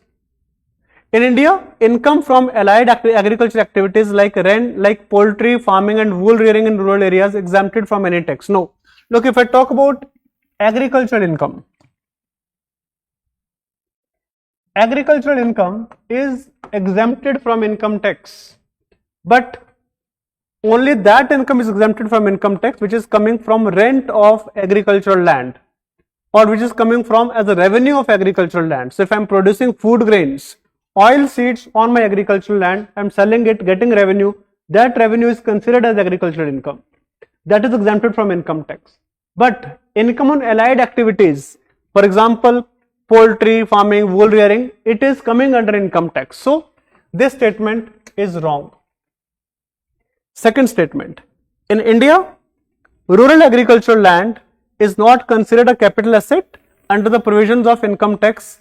This statement is correct, but as a student, it's very difficult to know whether this statement is correct or not. So the question, what's the answer first? Answer is first is wrong, second is correct. Second is, we have fourth. Statement 1 is not correct, but statement 2 is correct. Answer is D. This question was factual, this question was static, but this question was not solvable. Alright. The above question, it was a factual question, it was a current affairs question, it was moderate difficulty level questions. May be done, may not be done, depending upon whether the student has read it or not.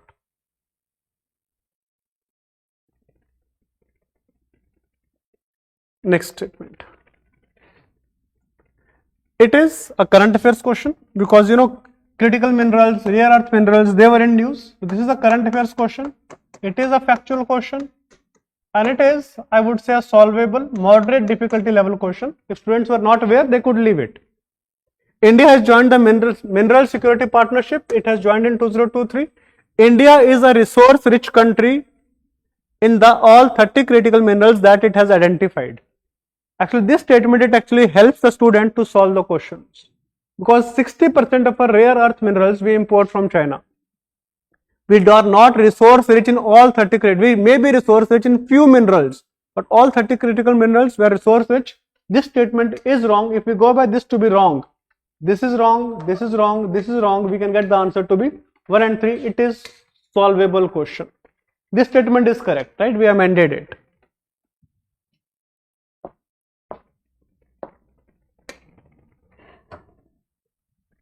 Yes. Next question from capital market. As regards returns from an investment in a company, generally bond holders are considered to be relatively at lower risk than stockholders. If we compare the advantages and disadvantages of shares and bonds, bonds are considered to be safer options as compared to shares, because the bonds, they would give us a fixed rate of interest. In case of share, the price may go up, the price may go down also, but in case of bond, the one who is buying the bond holder, he is sure of getting an interest. So bond holders are considered to be relatively at lower risk. This statement is correct. Bond holders are lenders to a company. Yes, they are lenders, or also called creditors to a company, where stockholders are its owners. This statement is also correct. For repayment purposes, bond holders are prioritized over stockholders by a company. Yes, if the repayment is to be done, first repayment is done to the bond holders, and later on the payment is done to the shareholders. So this statement is correct, and it is actually because of these two reasons that but bond hold, it is because of these two statements, this and second and third, that statement number 1 is like explained by it. Bond holders are lenders, and whenever repayment is done, the company will be repaying first to the bond holders. Because of these two reasons, the bonds are considered to be less risky. So answer is A, that both statement 2 and 3 are correct, and both of them explain statement number 1. Answer is A.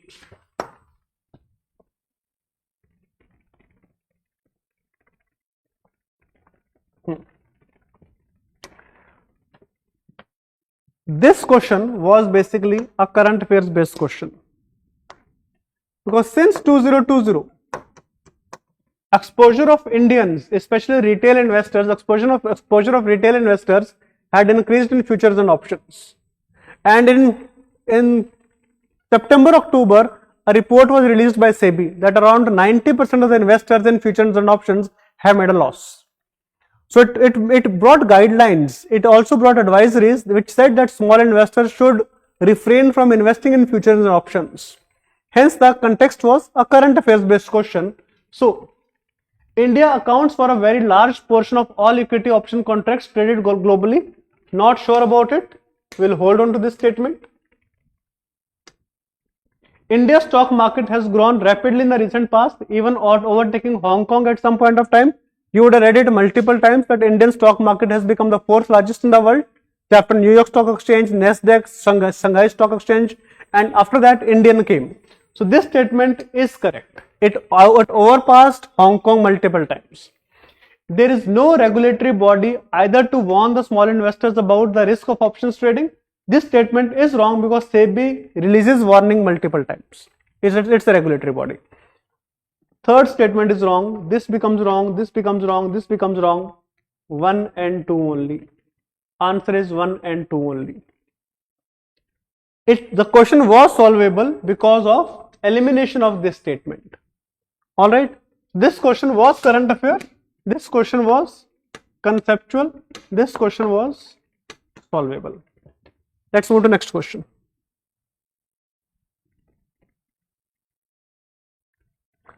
Circular economy. As the focus is on renewable energy, as the focus is on reducing the resource use, hence comes into picture the usage of circular economy. Circular economy is discussed regularly in monthly magazines, in any institution monthly magazine. So, circular economy question was a current affair based question. Circular economy reduces the emissions of greenhouse gases. Yes, but what is circular economy? It means we are using the wastage of one entity and using them for inputs for others. That's called the circular economy. So circular economy reduces the emissions of greenhouse gases. Yes, as the demand of raw materials will be less, as we are using the leftovers, the requirement of mining will be less. Hence, it reduces the greenhouse gases. It's correct. It reduces the use of raw materials as inputs. Yes, because we are using the wastages as the inputs. And circular economy reduces wastage in the production process. Yes, it's the most efficient method, and in the whole production process, the wastage is to be reduced. So this statement is also correct. Now we need to find out the options.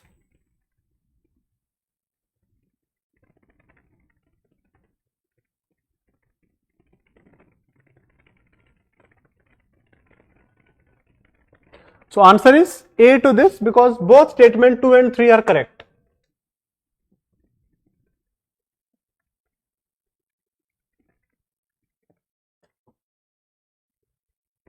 What is the second statement? It says it reduces the use of raw materials. Yes, it reduces the use of raw materials. As we will be reducing the usage of raw materials, hence it means we will be mining less. Will be mining less means lesser requirement of diesel, lesser requirement of any other energy, lesser emission of greenhouse gas. As it reduces the wastage, it means lesser further requirement of inputs, further lesser emission of greenhouse gases. So answer is A, that both statement 2 and 3 are correct, and both of them explain statement number 1. Next question. Capital receipts create a liability or cause a reduction in the assets of the government. Yes, that's the definition of capital receipts, which either creates a liability or reduces the asset. This statement is correct.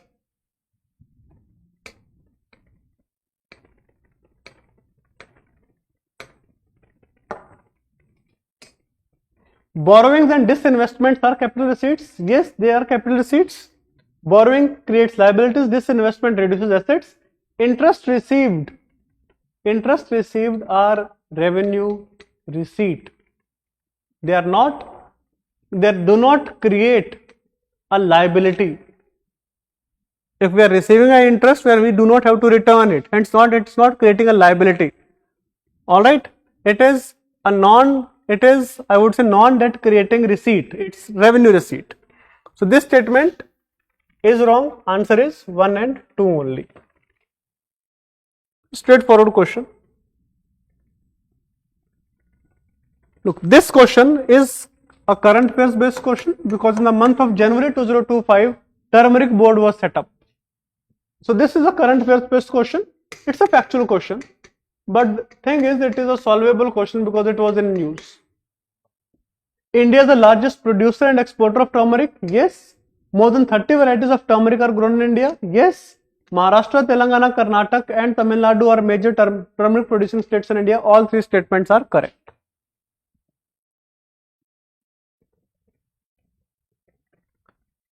Let's talk about the last one, which is Rashtriya Gokul Mission.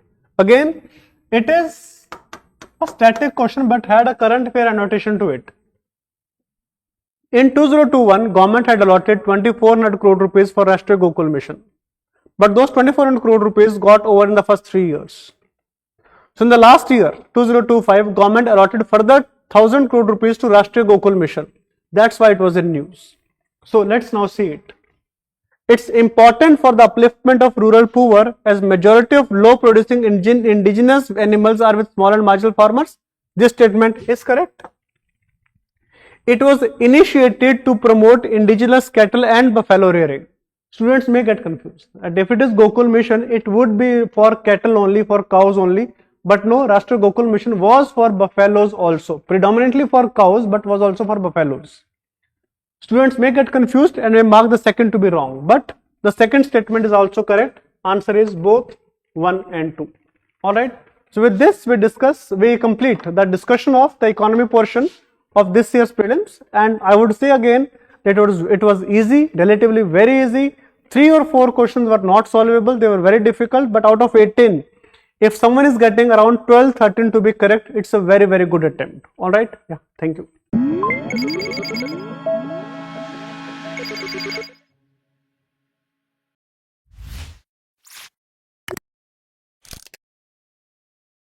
Hello everyone, good evening. Myself Neeraj Nachiketa, Faculty of Science and Technology. So I welcome you all to Shubhra Ranjan IAS Academy. Now you all know that Prelims 2025 exam and you have gone through the question paper. So needless to say that this year exam cutoff will be a bit higher than the previous year, right? Because the questions were direct questions, and as I've been always telling in the classroom that science and technology questions require a perspective from current development.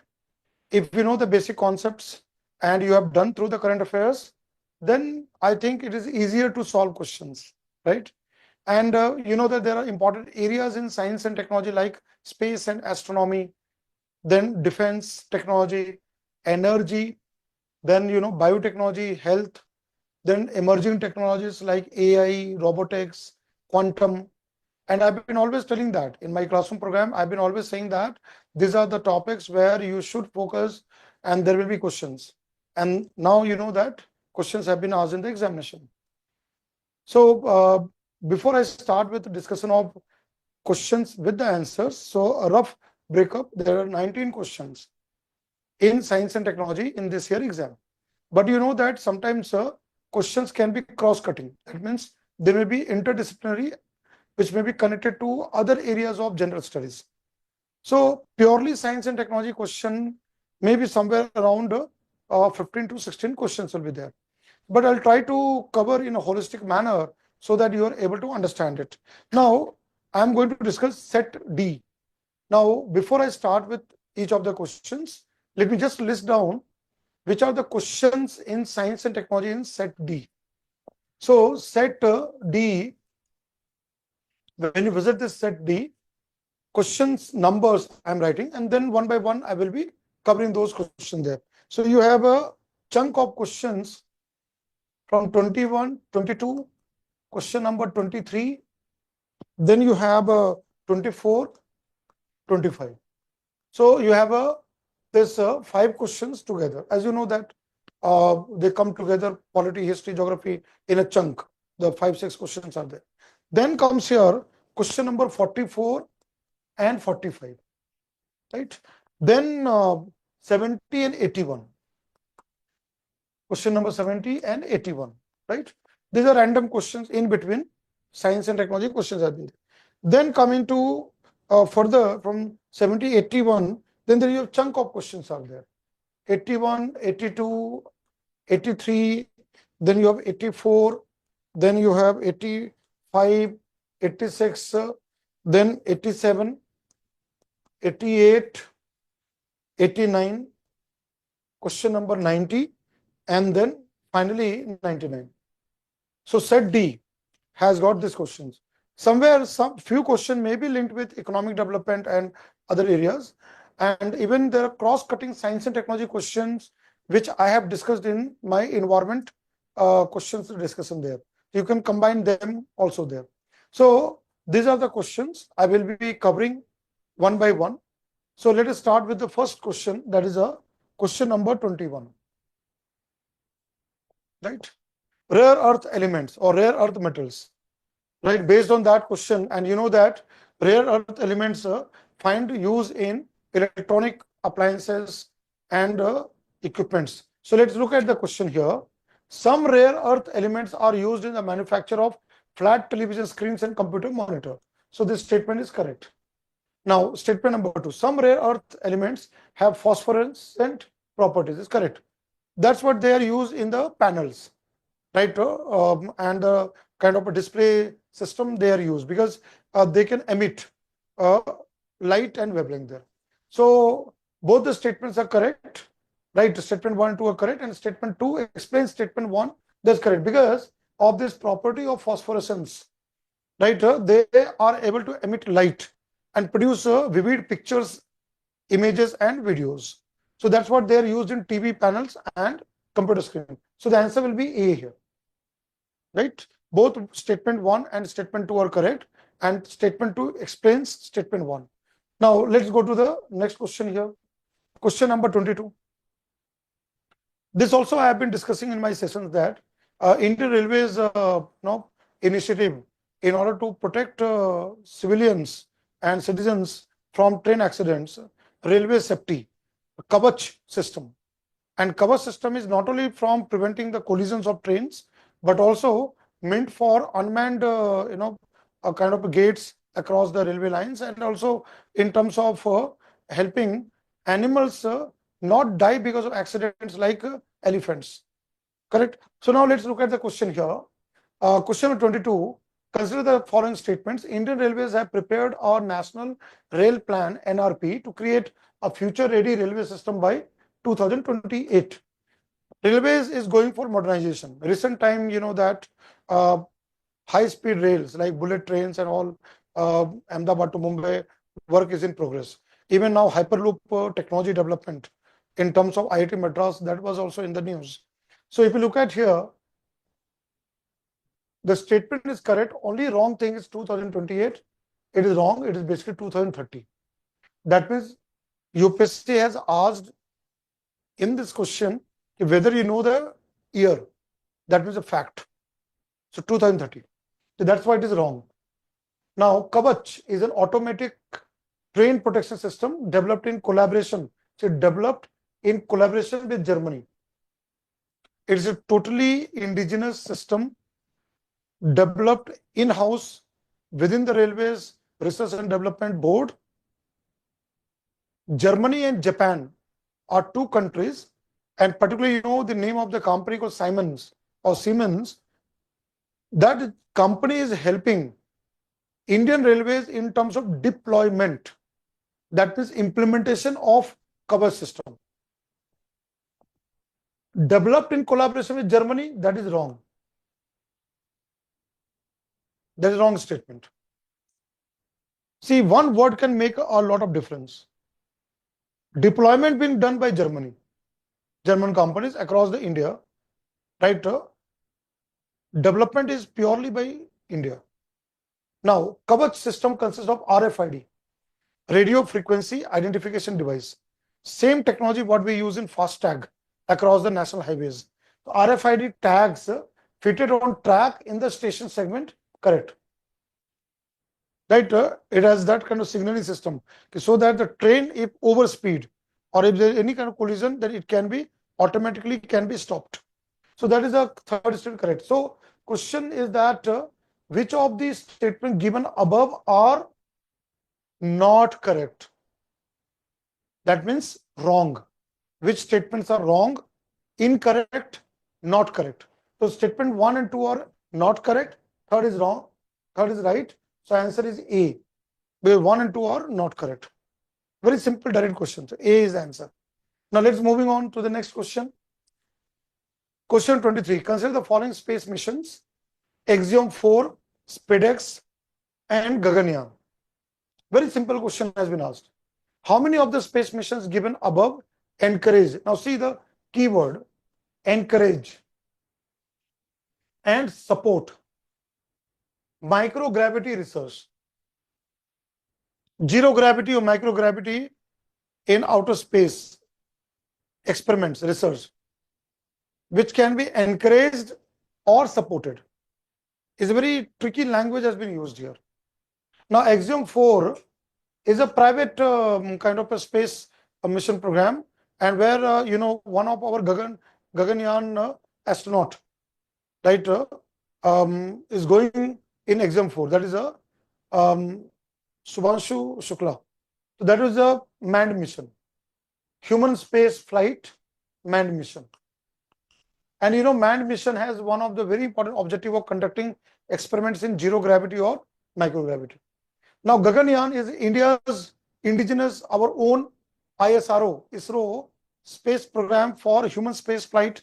That is also manned mission, and we are also going to conduct experiments in zero gravity or microgravity. So 1 and 3 are correct. Now recently, current affairs, this was in the news, SpaceX, space docking experiment. Now what ISRO did? Space docking experiment, we had 2 small satellites, Tracer and Target, and they were docked together and then they were separated. Now this experiment was conducted by ISRO in terms of future preparedness of building our own indigenous space station, what is called Bharatiya Antariksh Station, by 2035. So that experiment was conducted with docking experiment and undocking. Now question comes, can it encourage and support microgravity research? Yes, it can, because ultimately we are going to build in future our own space station by using the kind of a docking. So this particular first step of docking and undocking is also kind of a research only, which we are trying to do in microgravity there. In one way you can also understand like that. And at the same time, equipments on this can also conduct such kind of experiments. So here, in this case, the answer will be all of the 3. Right? Now let's go to the next question here. Question number 24. Defense question. Last year there was a question about which of the following is our 5th generation fighter aircraft of India, FGFA. Right? MiG, Rafale, all this kind of were there, which were answer was none. Now if you look at this question, this I have been teaching in my classroom. Even I am giving the handout of this kind of vehicles, transport aircraft. So if you look at here, Dornier 228, that is in terms of Germany, and this part it is used by Indian Navy. That is maritime patrol aircraft is correct. Now IL-76 is from Russia. Is again, now if you look at this supersonic combat aircraft is wrong. Is again a military transport vehicle which we have purchased from Russia. So this statement is wrong. Is a pair question there. Now you all know C-17 Globemaster, that is from the USA. We have got from USA, right? Is a military transport aircraft. Sometimes airlifting and rescue operations we have carried there. And this with respect to Germany we have got, which is used by Navy. So third is also correct, 1 is also correct. The question, how many of the pairs given above are correctly matched? Only 2. So B will be the answer. Only 2. Now let's go to the next one. Another very important topic, very simple question here. Artificial way of causing rainfall to reduce air pollution makes use of what? So you can connect this question with the environment subject also there. right?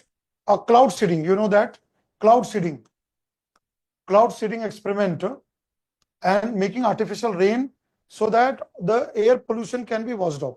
And particularly in the winter time when the smog condition, and about the Delhi part of it, which can be done there.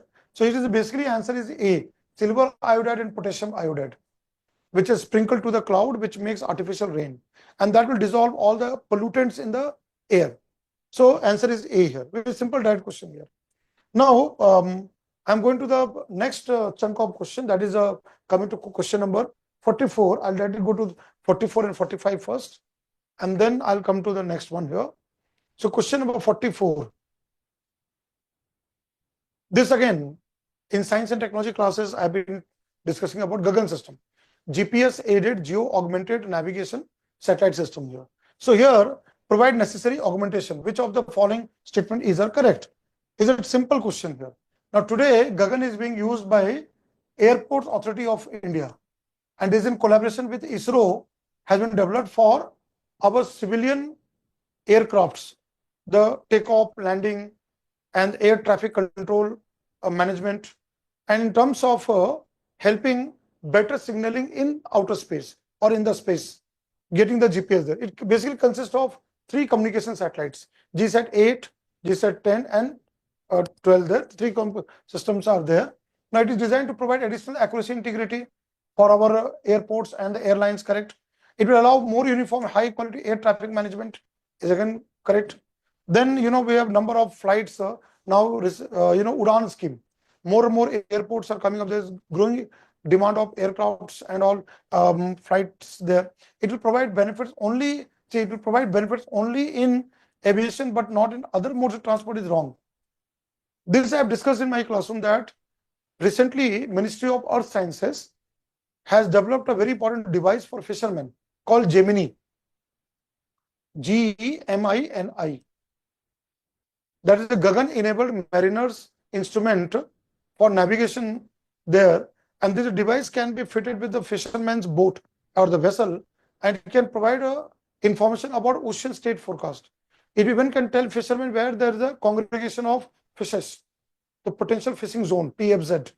Not only that, even it can tell about the weather forecast, cyclone, and all those kind of natural calamities. So it is a very, very important system built which work on Gagan system. Even it can be done for other kind of transportation system also. Even we can think of using Gagan for our railways system also there. So only in aviation sector is wrong. So the correct answer is 1 and 2 only. D as an answer. Right? Now again, that recently it was all in the news. You can take this question purely from current affairs, but you can connect with science and technology. Why? Because of AI, artificial intelligence summit, global summit, which was held in France, where Prime Minister of India, he went there to attend this summit. Now consider the following statement regarding AI Action Summit held in Grand Palais, Paris in February 2025, co-chaired with India, right, France and India. The event builds on the advances made at the Bletchley Park Summit held in 2023. That was in USA. That is the USA there. That is correct, 2023. And the Seoul Summit held in 2024. That is wrong. That was Bennett University in India. It was last year, 2024. It was in the news.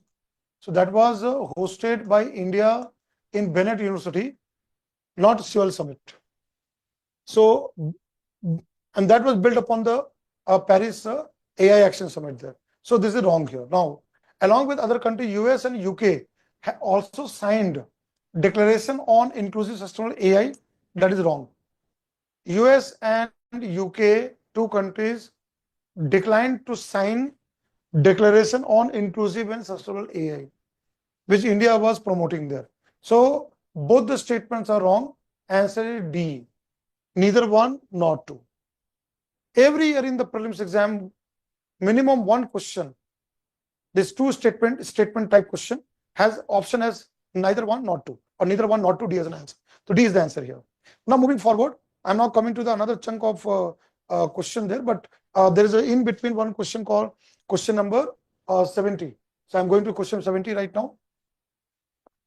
So question 70 right? That is in terms of Rashtriya Gokul Mission. Rashtriya Gokul Mission. You can consider this to be purely current affairs question also. But why I'm including here in science and technology? Because it uses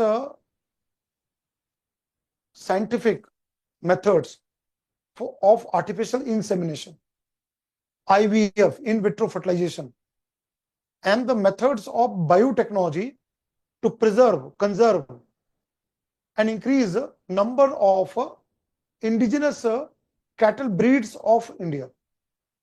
That's where the science and technology is connected. Now let's look at it is important for the upliftment of rural poor, as majority of low producing indigenous animals are with small and marginal farmers and landless labor. That is correct. In terms of milk and the milk yielding animals, that is where comes. It was initiated to promote indigenous cattle and buffalo rearing and conservation in a scientific, holistic manner. Correct. And there will be such kind of cattle, cows and buffaloes, and that's called Gokul Mission. And this by the Department of Biotechnology, DBT, helping this one. So here the answer is both 1 and 2. Right. Now, I'll go to the chunk of questions now, starting from question number 81 onward. So if I go to the question number 81 and all, so I'll discuss the part of it. Questions are simple and direct. One can easily solve such questions. So let's look at question number 81. And I've told in the classes that fuel cell, hydrogen, all these are current topics and questions can be asked. So if you look at full battery electric vehicles, hydrogen fuel cell vehicles, fuel cell electric hybrid vehicles, how many of the above are considered as alternative powertrain vehicles? See, you should not get confused by the word train here. See, powertrain actually means is a mechanical system which provide thrust to make the vehicles move. In conventional petrol and diesel based cars and vehicles, buses, we use internal combustion engine, ICS, right? ICE, internal combustion engine, to provide the thrust and mobility there. But in electric vehicles, we use battery system, but sometimes there may be hybrid also. So if you look at here, full battery electric vehicles, correct? Hydrogen fuel cell vehicles, correct? And recently, Germany, like, is the first country in the world to have hydrogen fuel cell powered train, passenger train. India has built a 1200 horsepower hydrogen based fuel cell technology based powerful engine. All these are in the news, and I've already predicted that the question will be asked in the exam. So now it is there. Even now, hybrid vehicles which can work together with fuel cell and other kind of combustion engine there. So all of this can be used as alternative powertrain vehicles. Answer will be all of the above. C as an answer. Now let's go to the next question here. It was again expected, and drones are making headlines recently. India, Pakistan, there are also drone attacks and all, which was very common, and you all have gone through all the newspaper there. UAV, unmanned aerial vehicles. Now let's look at here. Is a conceptual question, concept based question, but simple questions. With reference to unmanned aerial vehicles, what is called drone, consider the following statements. All types of UAVs can do vertical landing. That's wrong. There are two types of designs are there. One is that is a kind of helicopter kind of design, which can, with the wings, can go up and hover in the air. And second is a mini aircraft, which can take off and land on the mini strip or runway. So all cannot be all word is wrong. Now all types of UAVs can do automated hovering is wrong.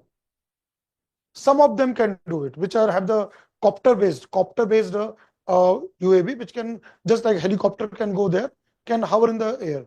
But the aircraft kind of a UAV or drone, just simply they cannot hover in the air. So this is wrong. Now all types of UAVs can use battery only as a source of power supply. It is also wrong. It's also wrong there. Apart from battery source as generation of electricity and power, it can be also run by solar power. That means it may have solar panel, just like satellite has got solar panel, and that can run the kind of a system where the drone can work. Solar power drones.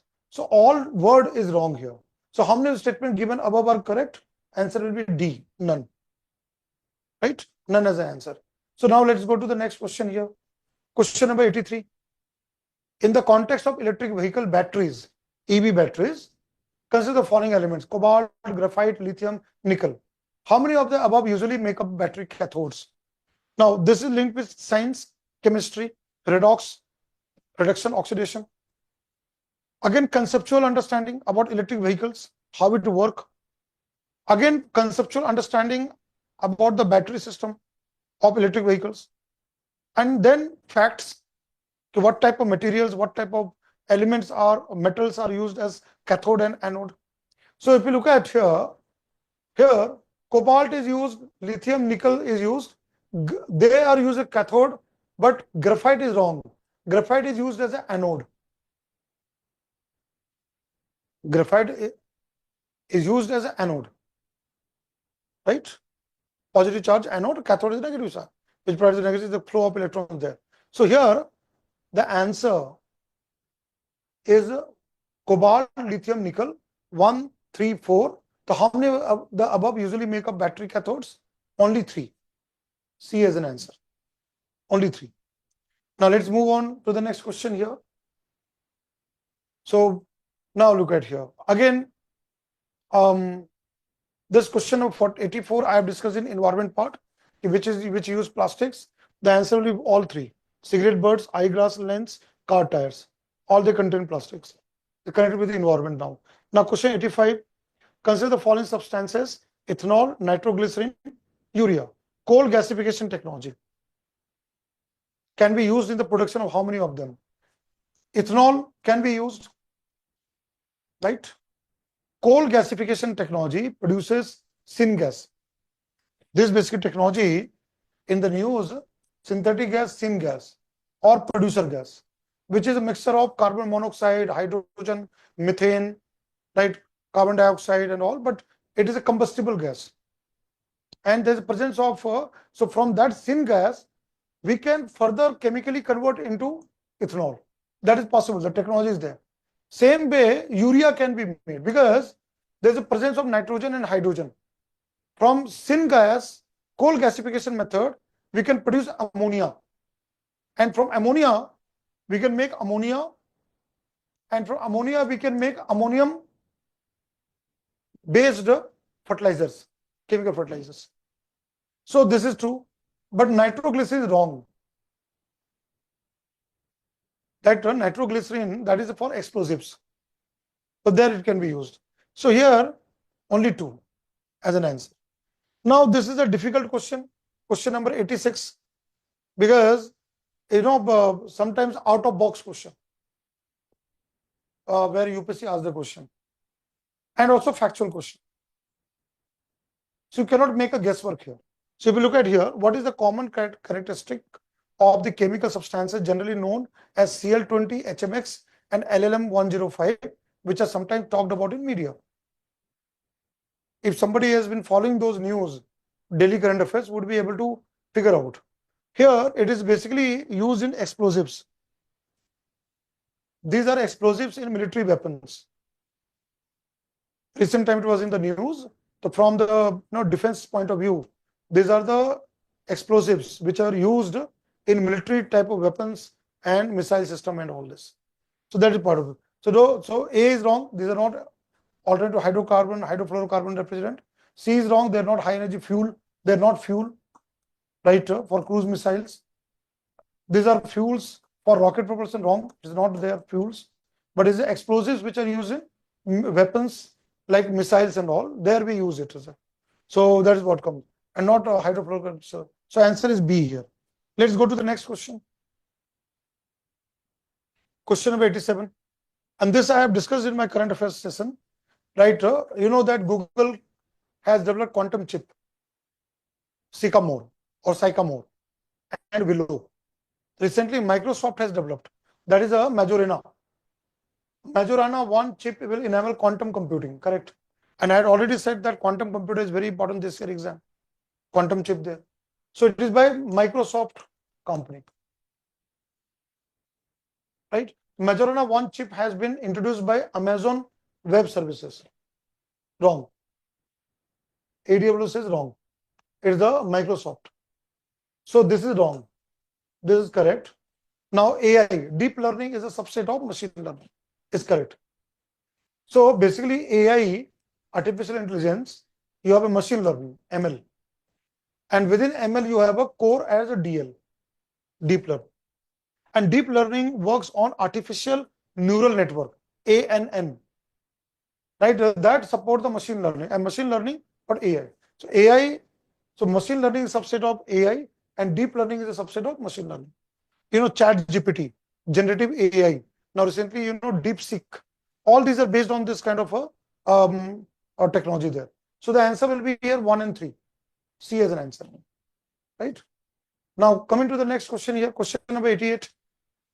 Now this also remember that was in the news for Corona, COVID times, because there that time it was a big demand of monoclonal antibodies. Even Nipah virus, I've been telling from day one that Nipah virus and outbreak in Kerala, we have to request government of Australia to provide us the monoclonal antibodies specific to target Nipah virus antigens.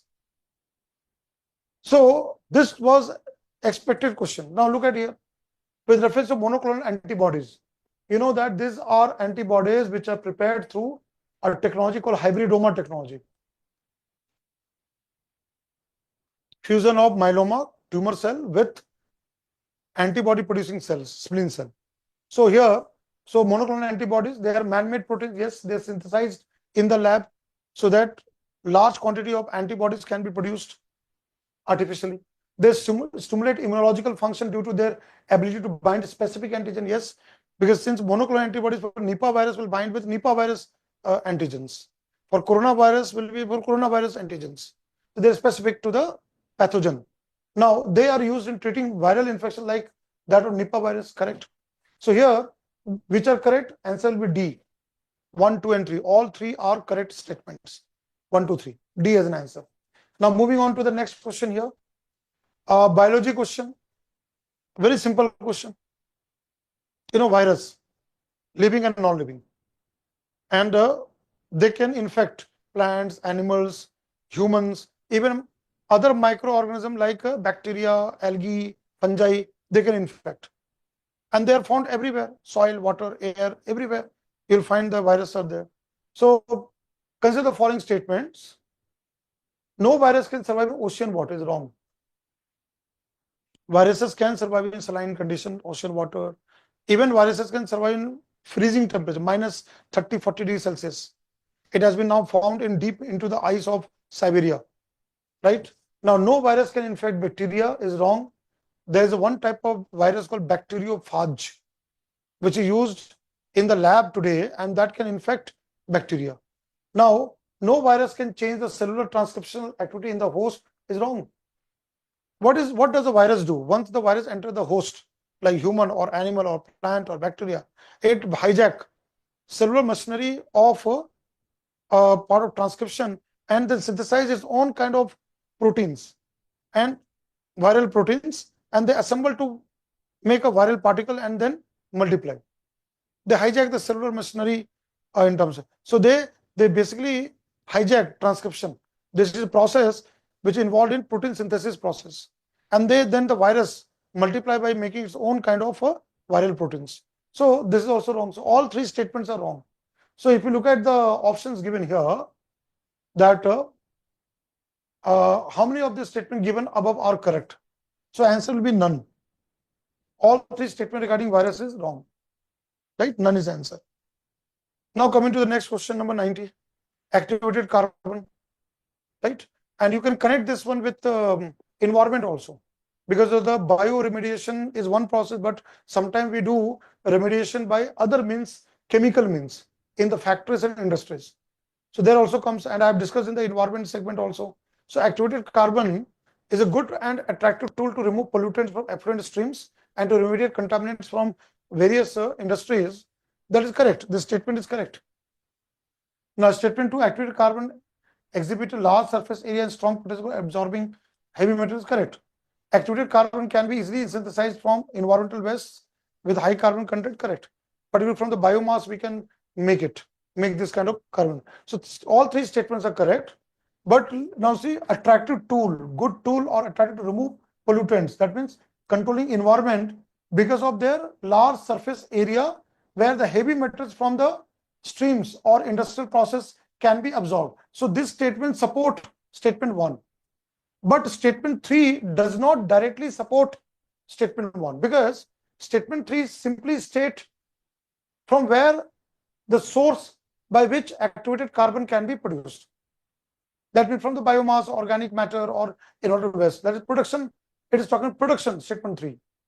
But if you look at statement 1, is talking from industrial process, removal of pollutants. And that is because of the large surface area of the activated carbon to absorb heavy metals. So second statement support directly 1, but this does not support the statement 1. So that means all three statements are correct. Statement 2 and 3 are correct. But only one statement, statement 2 support or explain 1. So here answer will be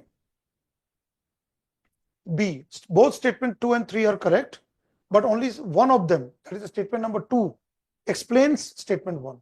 So answer will be here B. Right? So now let's go to the next part of the question here. So this is the answer here. Now coming to this part, I'm coming to the question number 90 I have already covered. Question 91 I have already discussed in my environment discussion there. In environment segment you will find I have already covered this, but still I will just discuss that. That is about the cement manufacturing. Studies indicate that carbon dioxide emission from cement industry account for more than 5% global carbon emissions. Statement 1 is correct. Silica bearing clays mixed with limestone with manufacturing cement is correct. Now statement 3, limestone is converted into lime during clinker production for cement manufacturing, correct. And this is the process, calcination, where carbon dioxide gas is generated. So all three statements are correct. But their direct statement explaining 1, that cement manufacturing generate very high amount of carbon emission, that is the statement number 3. Because limestone at high temperature, calcination, break down to form calcium oxide plus carbon dioxide. And calcium oxide is a lime. That is what is said, converted into lime. And then CO2 gas emission. That is where the cement industry factory produce a greenhouse gas, carbon dioxide gas. So third statement directly explains statement 1, but not the statement 2, because statement 2, silica, silicon dioxide, SiO2, clay, will not generate carbon dioxide. That's it.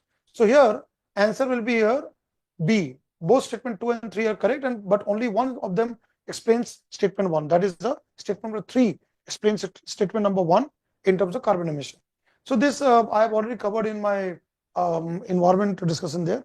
Now I'm coming to the part of question, which is a part which you know that is a part of, even I have discussed this part also, which is connected with science and technology, geography, environment. Question 93. That is the tilt of the rotation, tilt of the axis, shifting of the axis and rotation of Earth. I've already covered in environment discussion, but still I'll cover it. Statement 1, scientific studies suggest that shift is taking place in Earth's rotation axis. That is correct statement. Solar flares, you know that corona, outer corona of the sun, coronal mass ejection. And you know that now we have a very important mission going on. That is Aditya L1 mission, Lagrange point 1 Aditya mission there. So there, coronal mass ejection, the powerful waves and particles emitted from corona of the sun that affect atmosphere, ionosphere, and geomagnetism, affect communication satellite, navigation satellite.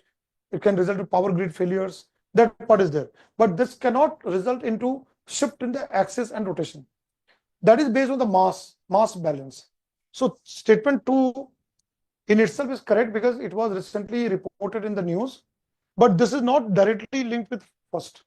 Now third, as the Earth's polar ice melts, the water tends to move towards equator, correct. That is because of global warming. So statement 3, mass balance change, can support statement 1, but statement 2 being correct cannot support. So again, the answer will be here B. Both statement 2 and 3 are correct, but only one of them explains statement 1. Right. Now let's go to the last part of the direct air capture. I have covered in the environment segment, or the carbon capture and sequestration. So now I'm coming to this one. question number 99. There's a question number 99 I'm covering here. That is part of this. That is from botany, biology and botany. Now let's look at the question here. Plant and description, cassava, woody shrub, is correct. Right, that is correct there. Now ginger, herb with a pseudostem, that is a stem getting modified into that one. So that is correct. Malabar spinach, a spinach, herbaceous climber, just like a vineyard. So it is a climber there, right? Mint, annual shrub, that is wrong. Menthol, mint is not shrub, it's basically herb and not annual there. Is right, it's a perennial. Now Kerala and all will find that. Papaya, woody shrub. It's not a shrub, is a again woody word is wrong also there. Right? It's a shrub, right? But the papaya you have seen that is not having woody one there. Non-woody one. So only 3 of them are correct. Right? So here, if you look at how many of the above pairs are correctly matched? Only 3.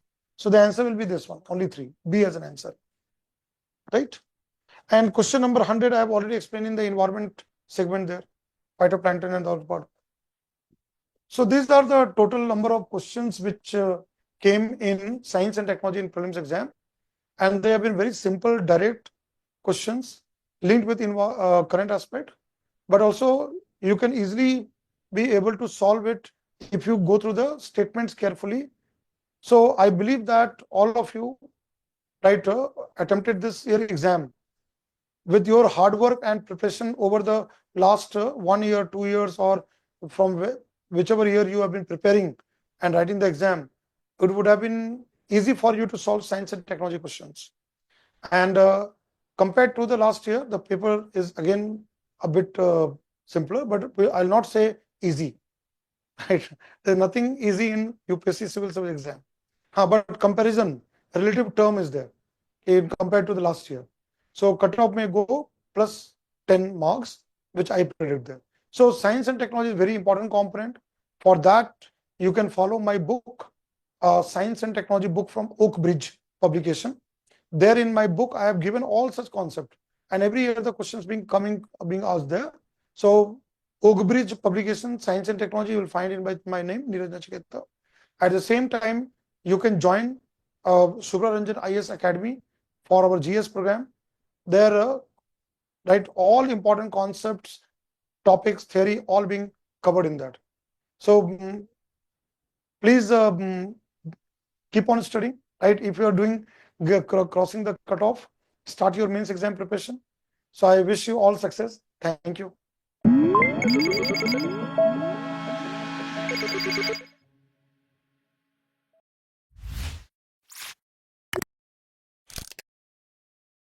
Hello everyone, very good evening.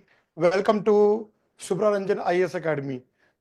Myself Neeraj Nachiketa, Faculty of Environment, and I will be discussing questions asked this year in the prelims exam in subject of environment. My dear students, you know that environment as a subject is a very dynamic subject. You have to connect the topics and subtopics of the syllabus of environment with that of dynamic areas of current affairs. And as you know that year by year, questions are getting difficult. So it is not that merely reading newspaper or current affairs going to help you out. You need to have a very good understanding of fundamental concepts. And since questions pattern and the kind of UPSC trying to frame questions year by year, that nature is changing.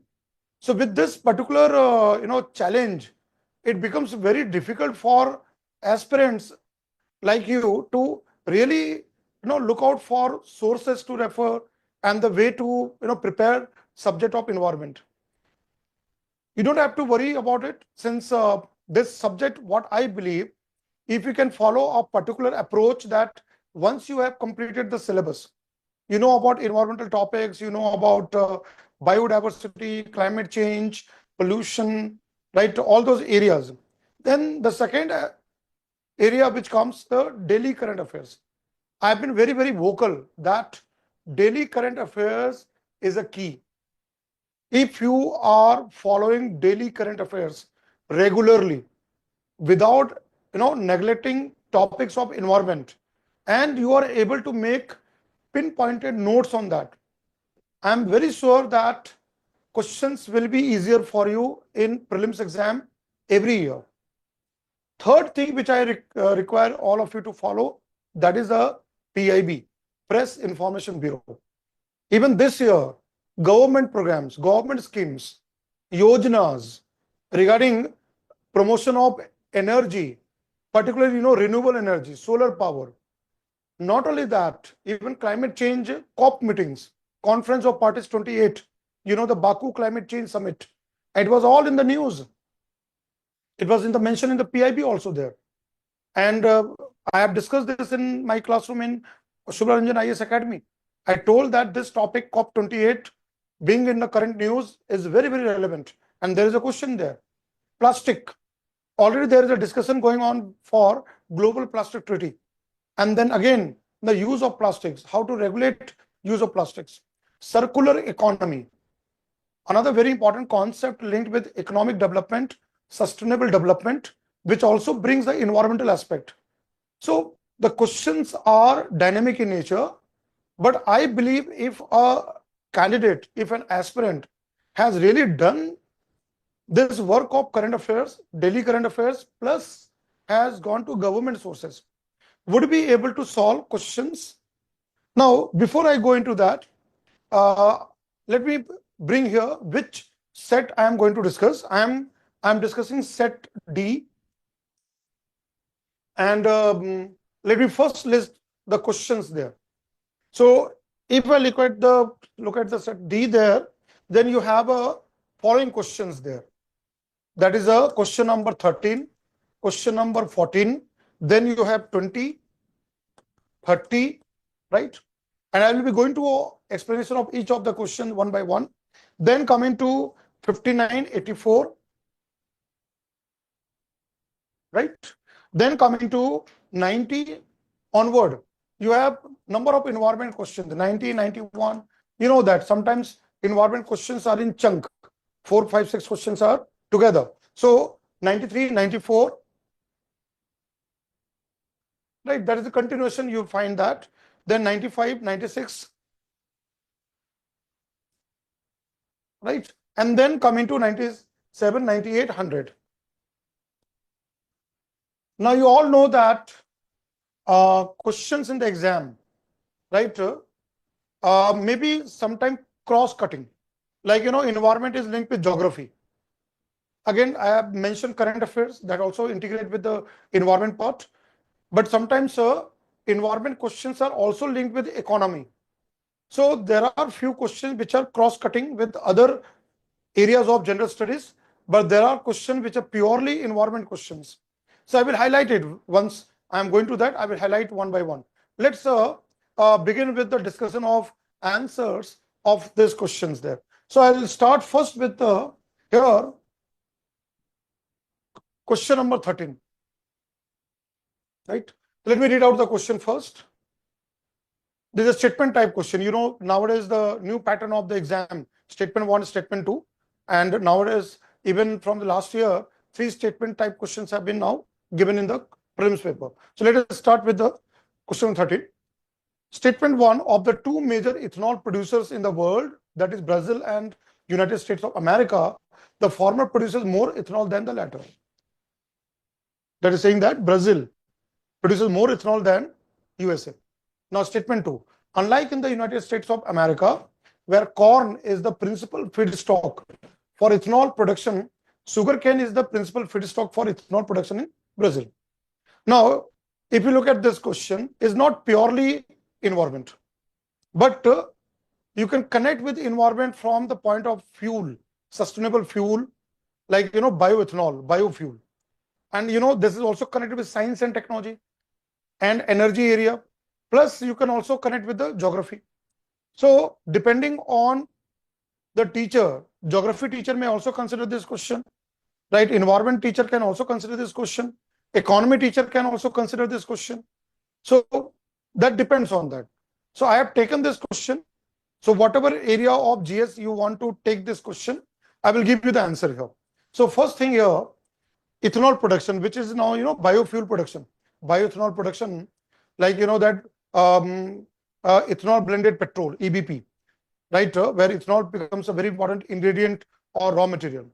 And if you connect with the world geography, so you'll find that these two countries are the major producers of ethanol. That happens through the fermentation technology or other kind of scientific methods. Now, what is very important, if you look at the first statement, Brazil and USA, the former Brazil produces more ethanol than the latter. Factual question, fact-based question. Either you know or you don't know. So this statement is wrong. I'll come to the options there, but this type of question, statement 1 and 2 question, if you can figure out whether both the statements are correct, then comes the next stage whether statement 2 explains statement 1 or not. But if you are able to figure out of statement 1 and 2, if anyone is wrong, then you can easily get the answer. Now let's look at so USA, if you look at here, USA is the world leader, then Brazil. Together they produce 70 to 80%, but USA is the more than. Now statement 2, unlike in the United States of America, where corn is the principal feedstock for ethanol production, sugarcane is the principal feedstock for ethanol production in Brazil. That is correct. You know that in sugarcane production, Brazil, right, produce a lot of that.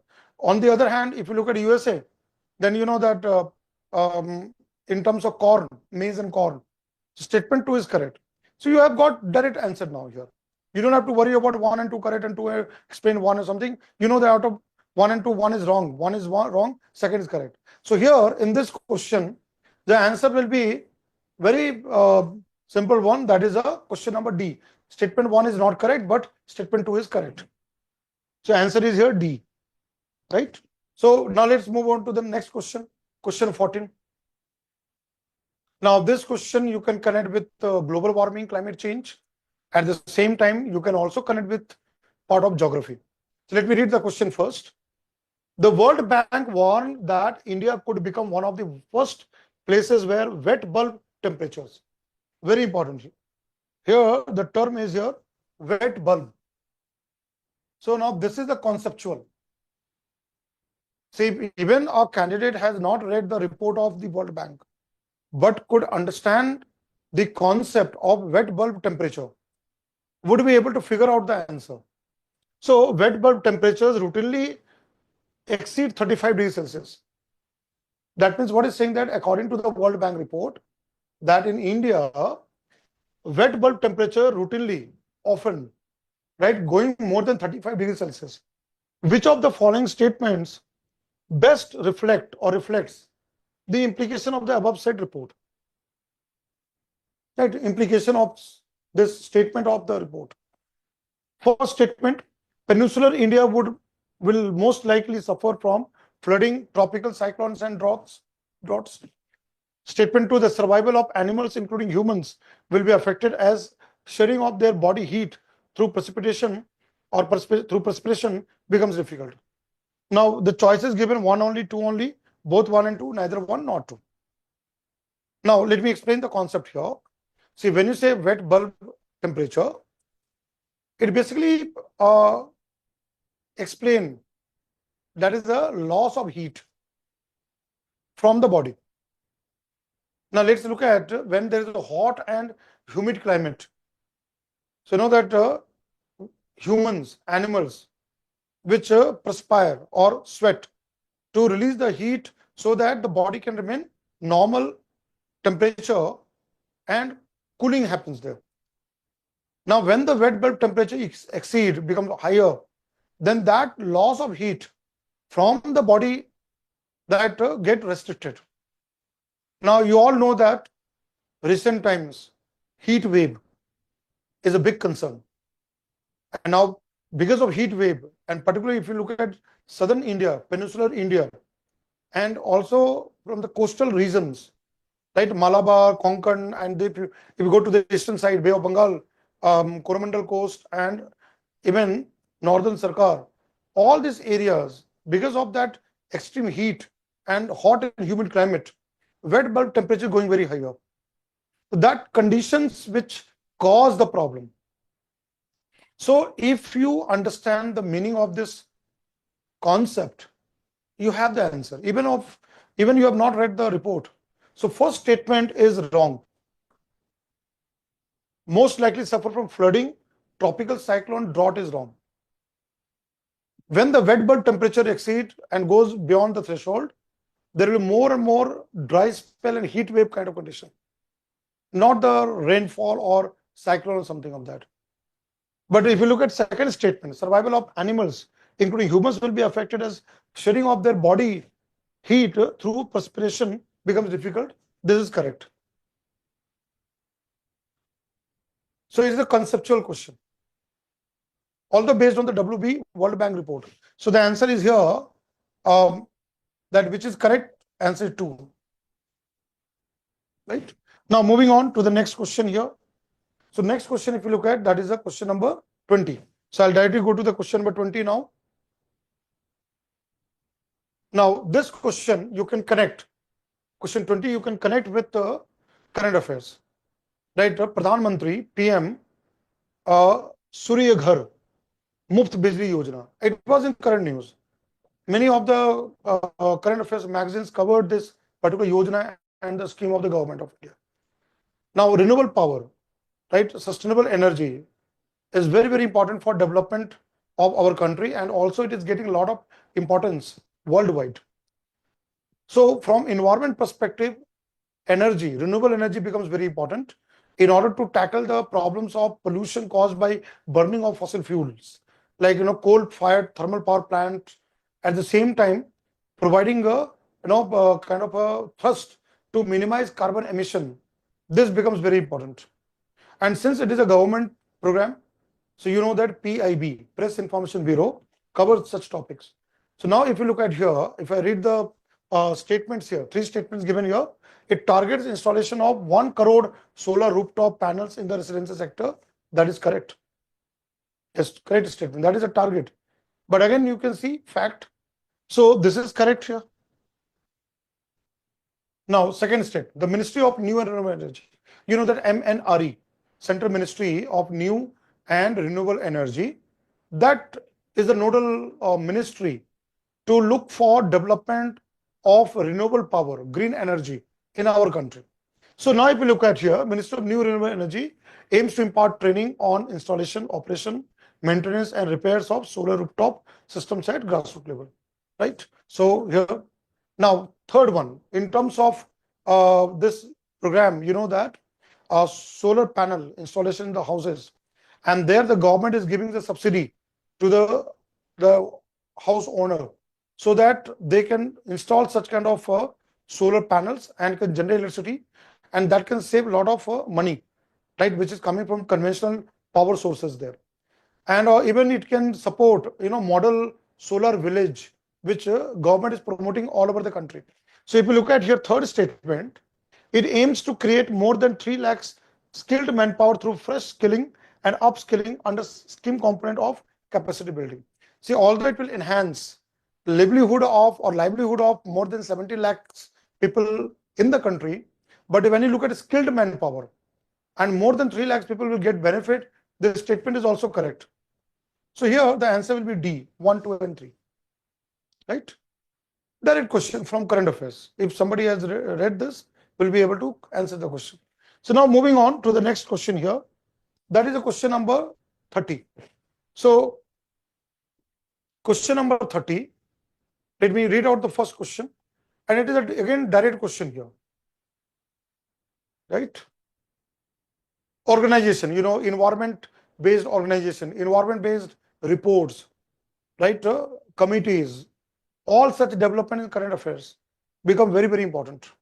So let me read the question here. Which organization has enacted the Nature Restoration Law, NRL, to tackle climate change and biodiversity loss? A, the European Union, B, the World Bank, C, the Organization for Economic Cooperation and Development, OECD, D, the Food and Agriculture Organization, FAO. The answer of this question is A, European Union, EU. See, European Union is proactively working towards sustainable development, fighting climate change, and for Europe, because Europe is suffering because of the climate change impacts. So now this initiative by the European Union is a very landmark initiative. And here, nature-based solutions, NBS, in terms of restoration of degraded ecosystem. What is the focus here? Degraded ecosystems like forests, grassland, wetlands. Not only that, tackling the problem of climate change impacts on biodiversity, wildlife, and all those kind of ecosystems like, wildfire, forest fire, then, in terms of heat wave, extreme weather events. All these are being part of this particular plan of European Union. So here the answer is A, the European Union, direct question. So if anybody has read from current affairs, will be able to solve this question.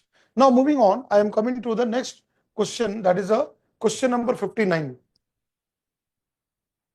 So question number 59, a very unique question which has been asked in the examination, that is connecting economy with development, what you call as a sustainable development. Now, whenever the concept of circular economy comes, it is the entire product life cycle of anything what as a human we use.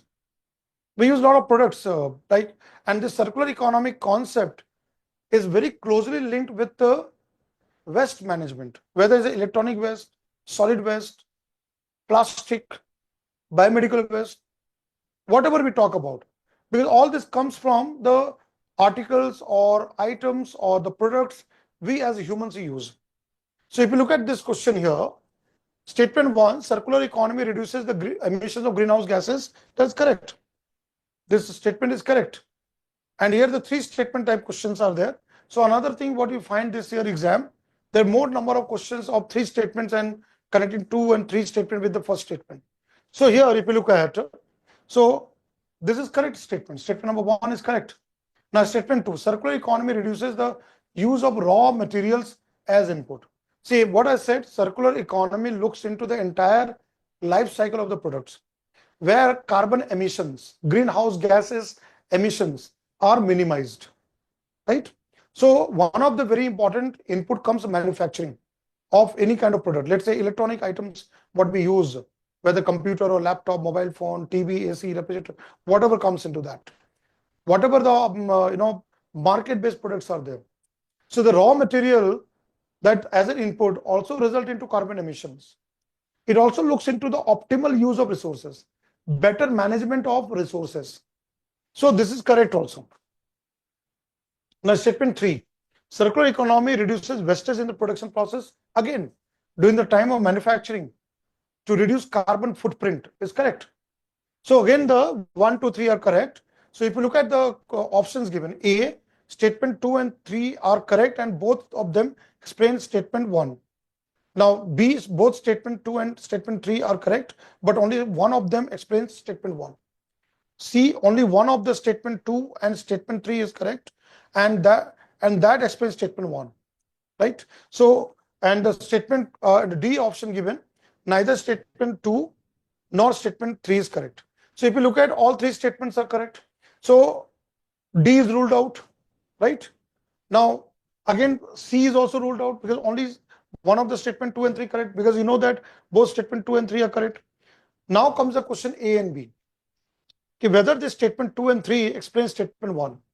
As I've said that circular economy looks into the entire life cycle of a product to minimize carbon emissions, right? So statement 2 and 3 both support statement 1. So if you look at, the answer will be A. Both statement 2 and statement 3 are correct, and both of them explain statement 1. So the answer will be here A, right? So now let's move to the next question here. That is the question number 84. So now there is a chunk of questions are there. Right from after it is, you'll find the questions have been continuously given. Now let's look at here. Question 84. Now you can connect this with even science and technology also, but I believe it is more of a part connected with environment, because global plastic treaty being negotiated by countries, and the governments are looking for reducing the use of plastics in terms of entire life cycle of plastics. So what UPSC did, instead of asking the global plastic treaty, it has gone into asking where plastic being used by humans. So let's look at the question here. Consider the following: cigarette butts, eyeglass lenses, car types. It's a day-to-day life what we use all such products. Now question is how many of them contain plastic? Only one, only two, all of the three, all the three, none. So if you look at here, this one, cigarette butts, it has plastic filters and all this one. So this is correct. Now eyeglass lenses, today in the market when you go there, the lens here is not the glass, it's also made of plastic coming there. And nowadays the foldable plastics have come. Now even car tires, there have been reports that because of the car tires, there have been release of microplastics and even nanoplastics in the environment. So even this is also correct. So if you look at here, all the three are correct. Simple question. One can easily solve this question, right? So C is an answer there. Now coming to the chunk of question from 90 onward till 100. So I'll be now going to those questions one by one. So let's look at the first question, number 90. Again, three statement type question. So I'll first read the question here. Activated carbon. Now you can also connect this with science, right? But again, why it is very important from environment perspective? Because of remediation of pollutants from the environment and particularly from the industrial processes. So let's look at the question here. Statement 1, activated carbon is a good and an attractive tool to remove pollutants from effluent streams and to remediate contaminants from various industries. Correct. Right, this statement is correct. From the technological point of view, scientific point of view, and the use of activated carbon in downstream process in industries is correct.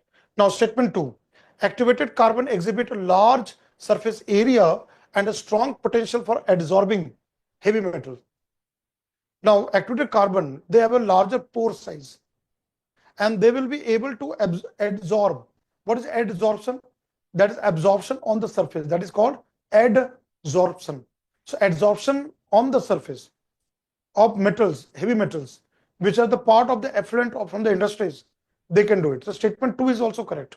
Now statement 3, activated carbon can be easily synthesized from environmental wastes with high carbon content. Now here there is a catch, that whether activated carbon, right, can be synthesized from waste materials. If somebody has read deeply and knows about this activated carbon properly, would be able to get the statement 3 correct or wrong? My dear students, statement 3 is correct. If you do the search, you will find number of articles on this, that using biomass, right, using biomass, organic matter coming from plants and animals, even sometimes the waste materials, right, one can make activated carbon. Because you all know biomass, organic materials from plants, animals, they have higher carbon content, right? Carbohydrate, proteins, all those kind of biomolecules. And today it is there are technologies, there are techniques to convert such biomass into useful energy and other kind of products. Even plastic can also be recycled and reused, can be used for this making of activated carbon, right? Because you all know plastic is a polymer, chemical polymer. So even this is correct. And it can also help in the part of environmental management. But now look at the options given here. Which one of the following is correct in respect of the above statements? Both statement 2 and 3 are correct, and both of them explain one. So now you all are clear that all three statements are correct. So you know that 2 and 3 will be definitely correct. So A is, we can think of that. B, both statement 2 and 3 are correct, but only one of them explains statement 1. Right? So even we can take B as a part of the consideration, part of our getting the correct answer. C, only one of the statement 2 and 3 is correct, and that explains statement 3 is ruled out, because you know that all three statements are correct. D, neither statement 2 nor statement 3 is correct. They also ruled out. So you have a choice between A and B, right? You have a choice between A and B, which will be the correct one. Choice between A and B. So if you look at here choice between A and B, so you know that if you look at the statement 1 very carefully, activated carbon is a good and an attractive tool to remove pollutant from effluent streams and to remediate contaminants from various industries. The statement 1 is making a proposition that is a very good thing, activated carbon, which can remove pollutants from various type of industries processes. Now 2 and 3 you have to see which support 1. Is that both 2 and 3 support, or any of the 2 or 3 support the statement 1? Although statement 2 and 3 both are correct. So now if you look at activated carbon exhibit a large surface area and a strong potential for absorbing heavy metals. That is correct, because industrial processes will generate such kind of heavy metals, and because of the large surface area of activated carbon, it can absorb. So that means statement 2 being a correct statement directly support first. Now comes the question whether statement 3 explain 1. Let's look at here. Activated carbon can be easily synthesized from involuntary waste with high carbon content. As a statement is correct that we can make activated carbon from waste materials. But does this statement support first? Does it support the statement number 1? Statement 1 is saying that activated carbon is good because it removes the pollutants from the industrial process. And statement 3 says that we can synthesize from biomass and other kind of involuntary waste. But this does not directly explain the 1. Are you getting my point? Statement 2 connect with 1 because large surface area, it can absorb the heavy metals in the industrial pollutants. But statement 3 is just a statement saying that it can be synthesized from such kind of involuntary waste materials. Are you getting my point there? So it is not directly explaining the 1. So the answer will be here B as an answer. Both statement 2 and statement 3 are correct, but only one of them explains statement 1. So here the answer is B. So you have to read the statements carefully. So now let's move on to the next question here. So now I'm coming to the question number 91. Carbon emissions from India. Greenhouse gases emission from India. Now let's look at here. Again, 3 statement type question. Statement 1 is that studies indicate that carbon dioxide emission from cement industry account for more than 5% of global carbon emissions. Now it's talking from worldwide context there. Cement manufacturing, right? Emission of carbon dioxide gas from manufacturing process. The statement 1 is correct. That here the statement 1 is correct. It produces a large amount of carbon dioxide, right? Now statement 2, silica bearing clay is mixed with limestone, there's a calcium carbonate, while manufacturing cement. So this statement is also correct. These are raw materials, silica, clay, limestone in manufacturing of cement. Nowadays, you know, even fly ash being used to manufacture such kind of cement like Portland cements. Now look at here, statement 3. Limestone is converted into lime during clinker production for cement manufacturing. See, if you know the chemistry, limestone is calcium carbonate. And when there is a calcination, there is a process called calcination.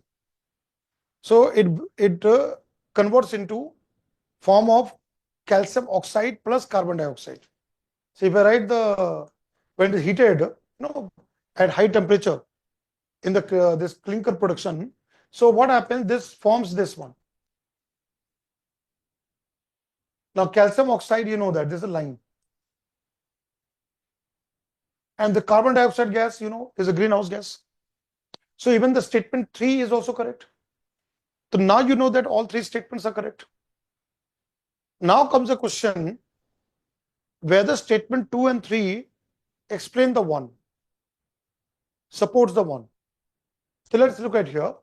Studies indicate that carbon dioxide emission from cement industry account for more than 5% of global carbon emission. That is a fact given here. So you know that statement 3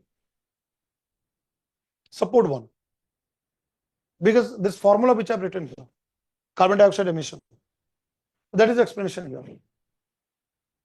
But now question comes, silica bearing clay. You know, silica is what? This one. silicon dioxide, clay, right? Soil, clay, and all this. So now question comes whether such kind of raw materials contain carbon, because carbon dioxide will come from where? Those materials which has carbon, right? So silica and clay lack carbon, although they are used as input raw materials to manufacture cement. So mixed with limestone while manufacturing, it is an input which is added with limestone, right, in the process of calcination, right, clinker production. But which is generating carbon dioxide? Not the clay. Rather, limestone is generating carbon dioxide. So if you look at the statement 1, that cement industry account for more than 5%, correct. But statement 3 directly correlate with this. Because in this production, limestone is the main raw material which result into higher carbon dioxide emission. There is no direct relation of silica bearing clay in terms of producing carbon dioxide gas. Right? So here, if you look at the answer here, will be this one. Both statement 2 and statement 3 are correct, but only one of them explains statement 1. B as an answer. Correct? Now let's go to the next question. Question number 92. It was expected question, COP28, Baku Climate Change Summit, which was not very successful. So if you look at here, at the 28th United Nations Climate Change Conference, COP28, India refrained from signing the Declaration on Climate and Health. This statement is true. If you look at this statement is correct, right? Because this declaration aimed to reduce greenhouse gases, carbon emissions from healthcare sector, right? But you know that today in India, right, we use cooling systems in hospitals, refrigeration, cooling, right, within the ward, in the hospitals, even for vaccine, vaccine preservation, medicine preservation, we use cooling system. And cooling system refrigeration result into emission of greenhouse gases, carbon emission.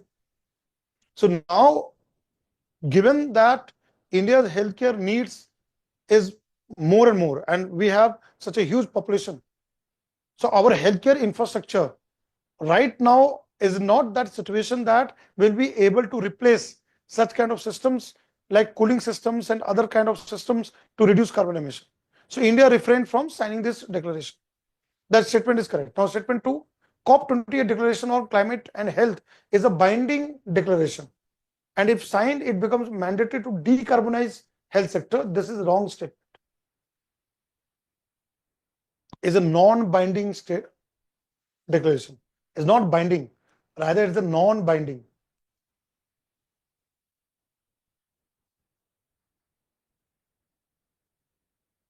Right? It's not binding agreement. So if student knows whether this declaration as an agreement is a binding or not, right? Remember that in environment, whatever declaration you come across, they have a non-binding nature. Most of them have this one. So that is wrong. Now statement 3, if India's health sector is decarbonized, the resilience of its healthcare system may be compromised. The word is compromised. As I just told that there is a huge system of cooling and everything required, even for keeping the vaccines and other things in the cold storage systems. So if we are going to remove and decarbonize, there will be a compromise in our resilience to provide better health to our citizens. The statement 3 is correct. Now it's very easy. You can easily get the answer. It's a very simple one. So if I go to the options here, so let us the options here. That both statement 2 and 3 are correct. That is ruled out because 2 is wrong. Is a non-binding agreement. Again, B is ruled out because statement 2 and statement 3 are correct. Because 2 is wrong, so it's ruled out. So you have a choice between C and D. So only one of the statement 2 and 3 is correct, and that explains statement 1. That is the correct. C as an answer. Statement 3 is correct, which explain 1. Statement 2 is wrong. And this is ruled out. Neither statement 2 nor is ruled out. The answer is C here. Okay, so now let's go to the next question here. Now look at here, this one. Now this question, you can connect with geography, right? Tilt of Earth and the rotation and shift in that one. It was also in the news for last 4-5 years. And also some part of this question you can connect with science and technology, S&T, right? So there's a merge of that. Why I am discussing this question? Because there's one part of the question which connect with the environment aspect, that is the global warming, melting of polar ice, Arctic and Antarctica, particularly the North Pole, Arctic ice, which is now getting melted because of the warming of Arctic. So that part is, so you can see this question has a connection between science and technology, geography and environment, right? Cross-cutting question. Let us look at the question here. Statement 1, scientific studies suggest that a shift is taking place in the Earth's rotation axis. Correct. That statement is correct. Now 2, solar flares. Now this is science and technology coming again. Solar flares and associated coronal mass ejections bombarded the Earth's outermost atmosphere with tremendous amount of energy. So this event was in the news that solar flares, solar wind, high energy particles and the waves which are emitted from outermost part of the sun, that is a chronosphere, coronal mass ejection, which come to the Earth and affect our ionosphere, our atmosphere. Right? It can even be so powerful that it can disrupt our communication system, our navigation system, our satellite system. Correct? So that can have impact on geomagnetism, which Earth has got, and other impact on the ionosphere and the atmosphere part. Power grid failure and all this can be the part of it. The statement is correct because that was there in the news. But the question comes whether it explained 1 or not. Tilt in the axis and the rotation. Whether it explained the 1. Right? Now, third statement. As the Earth's polar ice melts, the water tends to move towards the equator. Correct. You have read in geography that cyclones, northern hemisphere, southern hemisphere, anticyclone and cyclone. And you all know that because of the rotation of the Earth, there's Coriolis force. There is physics behind it. Now what is here, when the polar ice will melt because of global warming, climate change, those water will flow toward the bottom, that is towards the equator side. And when the ice of Arctic is melt, that the mass, right, which has a part of that balance in terms of rotation. And I'm very sure in class 11, 12, when you're preparing for JEE or you would be solving such problem solving in such kind of a question there, right? So when they will melt, you know that there's something called centrifugal and centripetal force, rotational motion, right? Rotational motion of Earth. So definitely the water will flow towards the equator and that is going to have impact on the shift in the rotation part of it. So you know that third statement is correct and that explains the first. That means this is the correct statement. All three statements are correct and this is directly explaining the 1. But 2 does not explain 1. Solar flares have impact on geomagnetism and communication system, navigation system, other aspect. Tilt or change rotation, that is in terms of the mass balance. Although this event which occurred in the past and recent time, that statement in itself is correct. So again, here the answer will be very simple, that statement 2 and 3 are correct, but only one statement explained. That means B will be answer. Both statement 2 and 3 are correct, but only one of them supports or explains statement 1. That is a B as an answer. Right? Now let's move on to the next one. So now question here. Paris Agreement, you know that UNFCCC, United Nations Framework Convention on Climate Change, a very important article. It is all there in the current affairs. Carbon market mechanism. You know that emission trading scheme, right? Carbon credit system, right? CDM, clean development mechanism, joint implementation. All this comes into that. And I've been discussing this in my classroom there. So if you look at statement 1, 2, and 3, statement 1, Article 6 of the Paris Agreement on climate change is frequently discussed in global discussions on sustainable development and climate change. That's right. That basically focus on carbon market to reduce carbon emissions. So this statement itself is correct. Now, statement 2, Article 6 of the Paris Agreement on climate change sets out the principles of carbon markets. Correct.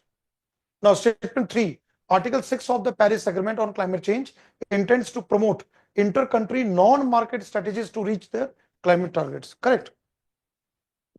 Across the countries which has got target to cut down the emission. And you know, Paris Agreement is based on what? NDC, nationally determined contributions. So there it comes here. And it's not only that, it should be market based. Even now, Sustainable Development Mechanism, SDM. So now they're also talking about non-market based, where the carbon emissions can be cut down, can be reduced to meet the NDC. Like you know that government of India is trying to promote PM Life, Prime Minister Lifestyle for Environment. We're trying to work on different sectors. It's not that only the trading of carbons. What is carbon market? Trading of carbons, carbon credit system, or let's say through projects in terms of reducing the carbon emission.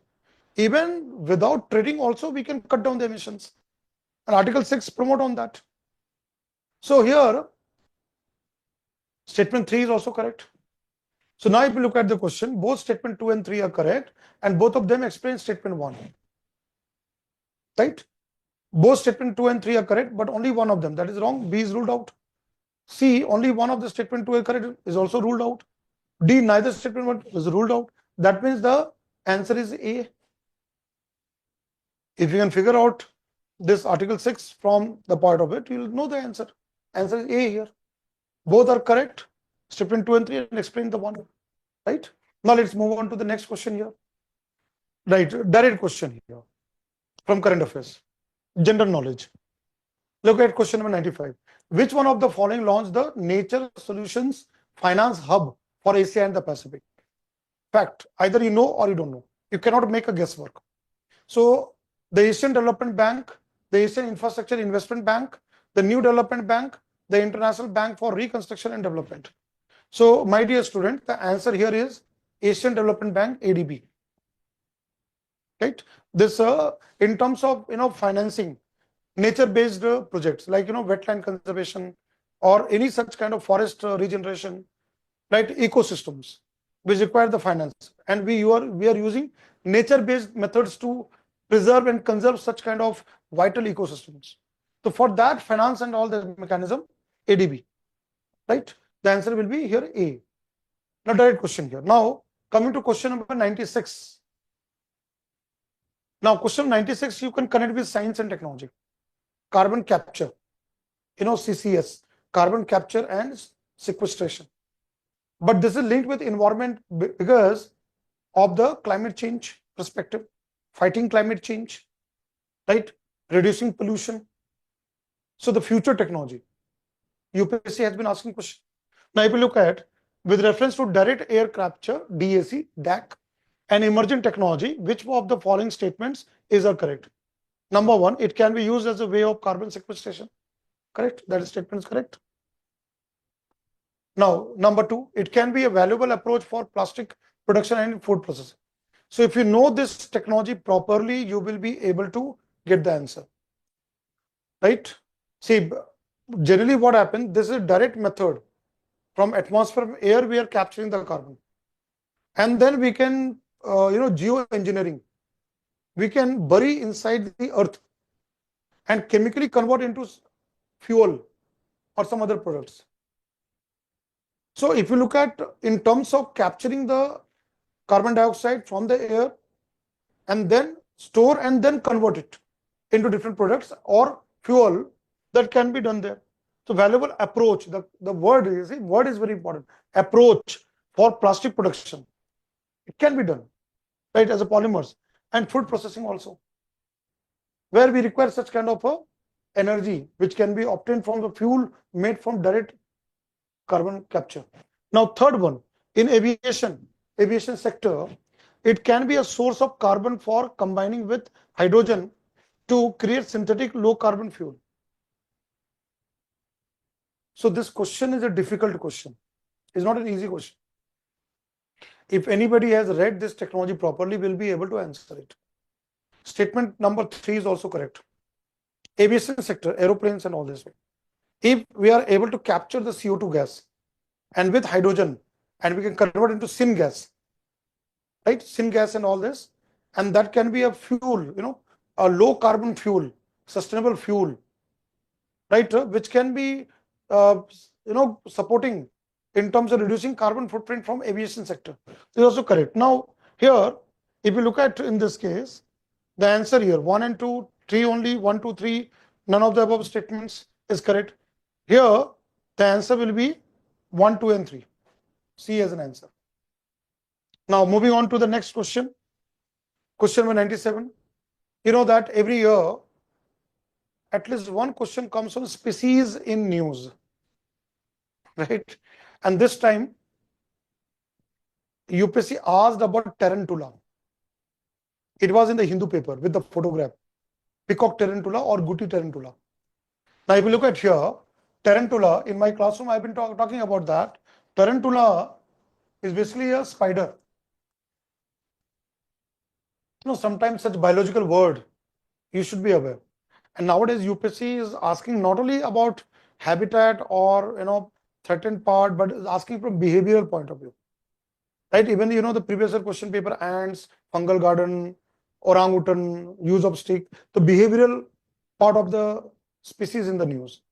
So if you look at it, is a threatened species there, right? Like Rameswaram parachute spider, then peacock tarantula. These are they are found in the forest. So they are spiders. Now, biology also becomes very important when you talk about such species part.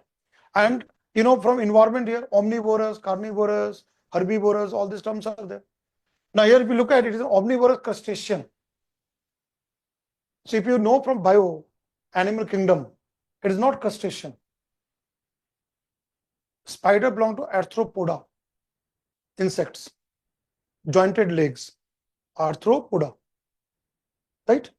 And it's not omnivorous. It prey on other insect and you have seen the spiders in the home also. So there it happens there. So it prey on that and then eat from there, right? So even this is also wrong. It's a carnivorous, not omnivorous. Its natural habitat in India is only limited to some forest area. That is correct. That part is really correct. It is found in the Andhra Pradesh. It is found in the AP forest and deciduous forest of Andhra Pradesh, Guti. The word is Guti. That comes from there, right? Now coming to it, it's a natural habitat. It is arboreal. Now another word, arboreal. Arboreal, it means tree-based.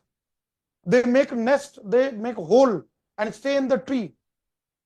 So this is also correct. In Andhra Pradesh, that kind of deciduous forest, temperate deciduous forest, this peacock tarantula is found. So 2 and 3 are correct. 1 is wrong. It's carnivorous and is not crustacean. It's the arthropoda, right?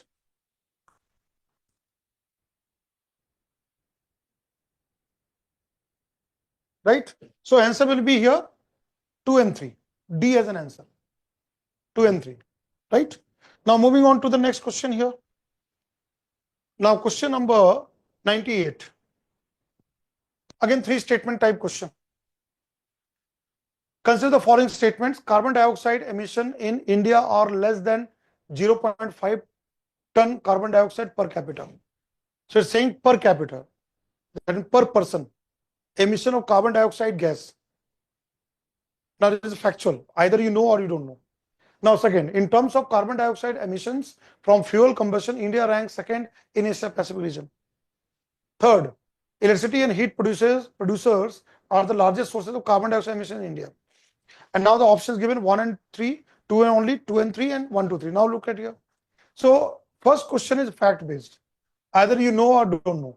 So it's saying in India are less than 0.5 ton carbon dioxide per capita. This is wrong. India is producing 2 tons per person carbon dioxide. If anybody knows this fact, will be able to answer it. Now, in terms of carbon dioxide emission, India ranks second in Asia Pacific is correct. Now, third, electricity, like thermal power plant, TPP, burning of biomass, right? Coal, petroleum products, petrol, diesel, automobiles, vehicular use, electricity and heat producers are the largest source of carbon dioxide emission in India. That's correct. So 2 and 3 are correct, 1 is wrong. So here the answer will be C as an answer. 2 and 3 are correct. Right? Now let's go to the next question here. That is the last question in this set D. That is the question number 100. Right? Again, 3 statements, 3 options statements are given. With reference to the planet Earth, consider the following statements. Rainforests produce more oxygen than that produced by oceans. That is a ecosystem based kind of thing. Rainforests produce more oxygen than ocean. That is wrong. Oceans produce almost around 50%, half of oxygen of the world. See, rainforests also produce oxygen. And oxygen production process biology, that is through photosynthesis. So trees, plants, grass, they carry out photosynthesis. Green plants, they generate oxygen. But oceans have got very important organism called diatoms, phytoplanktons. And the surface of oceans filled with diatoms and phytoplanktons, which are again, organism which carry out photosynthesis. So here, this is wrong. Oceans produce more than rainforest. So if you know this fact, 1 is wrong. Second, marine or marine phytoplanktons and photosynthetic bacteria produce about 50% of world's oxygen, correct. Now third here, well oxygenated surface water contains several folds higher oxygen than that in atmospheric air. That is wrong. Saying the surface water well fold contain more oxygen than it's saying that atmospheric oxygen. You all know that, you have read in geography, science and everything, that atmosphere, if you look at atmospheric, you have 21% of oxygen. In terms of composition, if you look at nitrogen gas is the highest composition, 78%. Then oxygen, 21%. So if you look at water bodies, right, surface water will not have 21%, will have very, very less. So this statement is outrightly wrong. So only statement 2 is correct, 1 and 3 are wrong. So here the answer will be 1 and 2, 2 only, 1 and 3 and this. So answer is 2 only. Right? Even here elimination can also work here. If 1 is wrong, you know that A and C will not be there, D will not be there. Even you don't know about third statement. If you can figure out 1 is correct or wrong, right? 1 is wrong, 2 is correct, then you are able to get the answer, which will be there. You can eliminate out from here. Correct? The answer is B. So, my dear students, I have gone through all those questions, and you can see here, I can give you total here, right? Around 16 questions are from environment. Every year, you know that in prelims exam, 15 to 16, 17 questions are coming. If you minus cross areas, other JS areas, then you know that around 12 to 15 questions are from environment. So I hope that this explanation of mine of environment really helps. And we are having now general studies classes going on. So even you can inquire for GS classes. And we have a very good team of faculties covering different subject domain. So it is very clear that you have to read the syllabus very well, theory part, but at the same time current affairs. So thank you everyone. I will see you soon. Thank you. All the best for your results. Thank you.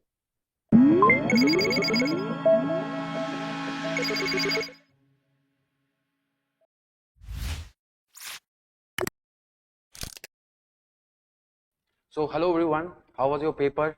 of UPSC Prelims 2025.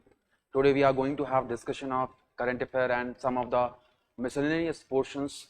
And seeing the trend, the paper was on the moderate side, and UPSC has again tricked us with respect to different assertion and reasoning type of questions. With respect to match the following as well, they have asked the 3 boxes types of questions that are really difficult with respect to attempting in the real examination hall.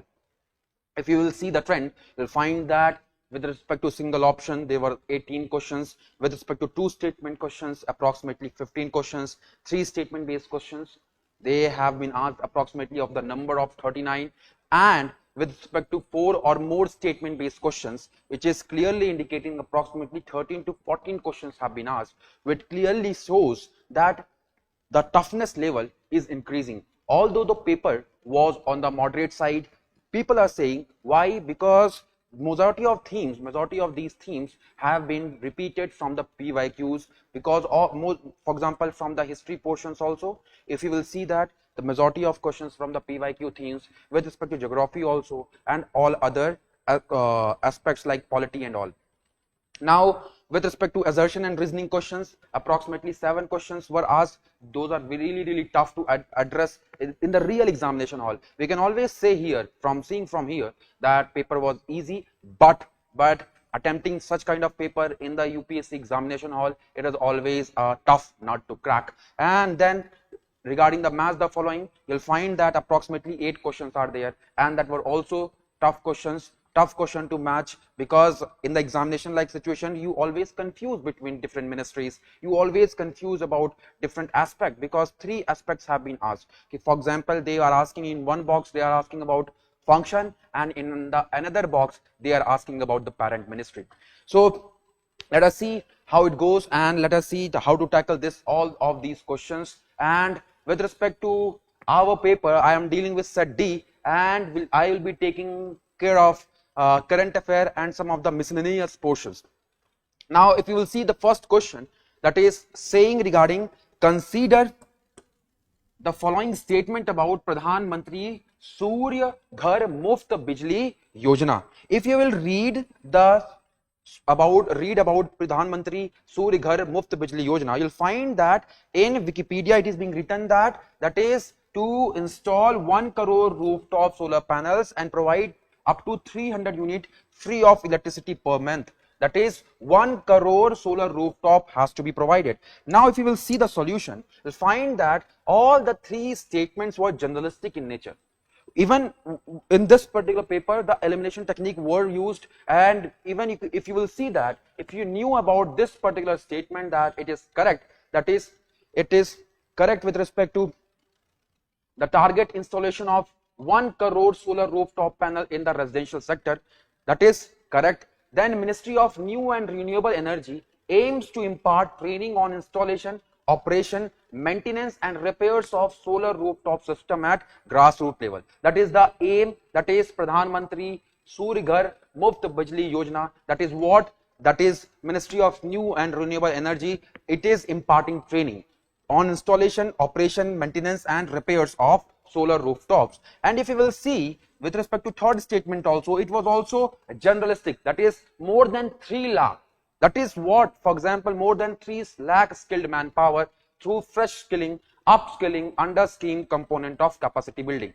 Such type of statements are called generalistic statement. In 2 and 3, these were generalistic statements. And with respect to first statement, it was a factual one, but you have to remember, because this particular scheme was there in the news, dear friends. We all know that.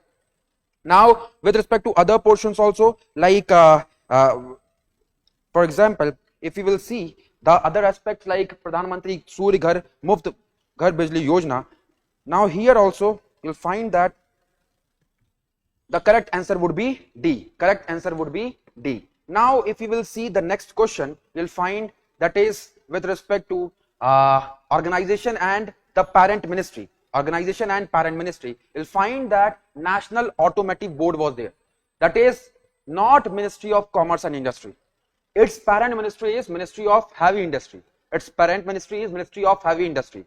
Coir Board, for example, with respect to Coir Board, it is being written that it is Ministry of Heavy Industry, but it is a that is micro, small, medium enterprises ministry. So two of these are incorrect. Third one is National Center for Trade Information. Here the parent ministry is Ministry of Commerce and Industry. Now if you will see all of these three, you'll find that none of the options are correct, and the correct answer is with respect to this question is, since they are asking correctly matched, the correct answer would be D, that is none of them is the correctly matched option. That is we have seen that if you will see even the their official website also, you'll find that National Automotive Board, the parent ministry is Ministry of Heavy Industry. Then with respect to COIR board, for example, we have seen from the Wikipedia that is it is coming under the Ministry of Micro, Small and Medium Enterprises. And if you will see the other aspects like National Center for Trade Information, here it is coming under the Ministry of Commerce and Industry. Yes, the question was tough. Why I'm saying this? Because to remember different type of ministries of different kind of boards, it is really tough. But with respect to this particular question, that is in this particular question, national, that is the COIR board, it has been asked by UPSC in the previous examination also, that is in the UPSC examination, that is MSME ministry. So this question was, although you were knowing about all of those things, but another two options were tough, difficult to address in the examination hall. So that is where this particular question has become really tough. And next question is, that is on the repeated theme, and it was regarding earlier also UPSC has asked question on Petroleum and Natural Gas Regulatory Board in our country, and we all know it regulates refining, processing, storage, transportation, distribution, marketing and sales of petroleum products and natural gas, and excluding production of crude oil and natural gas. Now the downside of this industry has been dealt by the Petroleum and Natural Gas Regulatory Boards. Now if you will see excluding, here it is clearly mentioned that if you will see the information regarding Petroleum and Natural Gas Regulatory Board, you will find that it is being written that excluding the petroleum, the production of crude and natural gas. And here they have asked about this particular aspect as well. A direct question, and since it is a repeated theme from the pre-IQ, you have to have addressed this particular question in your examination hall. This was a question that everybody would be attempting. So in this particular question, the first option, if you will see, you'll find that production of crude oil is not there and production of natural gas is not there. But with respect to option 2 and option 3, that is refining, storage, distribution of petroleum and marketing and sale of petroleum product, both of these are being included. So correct answer would be, that is B for ball is the correct answer. B for ball is the correct answer. Now with respect to question number 43, the next question says, that is, who among the following are the member of jury to select the recipient of that is Gandhi Peace Prize. If you will see the Wikipedia about this, you'll find that this International Gandhi Peace Prize, that is Mahatma Gandhi, named after Mahatma Gandhi, it is awarded by Government of India. The tribute to ideal espoused by Gandhiji, the Government of India launched the International Gandhi Peace Prize in 1995. The award carries 1 crore in cash, and the jury consists of Prime Minister of India, Leader of Opposition in the Lok Sabha, Chief Justice of India, Speaker of Lok Sabha, and 2 other eminent persons. Now if you will see, Prime Minister is there, Leader of Opposition in the Lok Sabha is there, and Chief Justice of India is there, Speaker of Lok Sabha is there. Now if you will see in your options, they have also mentioned regarding the President of India. So if you will eliminate the first, first you will get through, that is, for example, A and C, and you'll see that if you will see that second and fourth are common. Now the confusion was with respect to Chief Justice of India, and that is always it is being said that is with respect to elimination technique also, if you are stuck between these two, that is one is smaller one and another one is a larger one, so you'll always be going through the larger one. That is through the elimination technique also you are getting the answer, and if you have already memorized about this particular question, you could have reached to the right answer, dear friends. So this is a relatively very easy question. Why I'm saying this? Because you have to eliminate President of India in this case.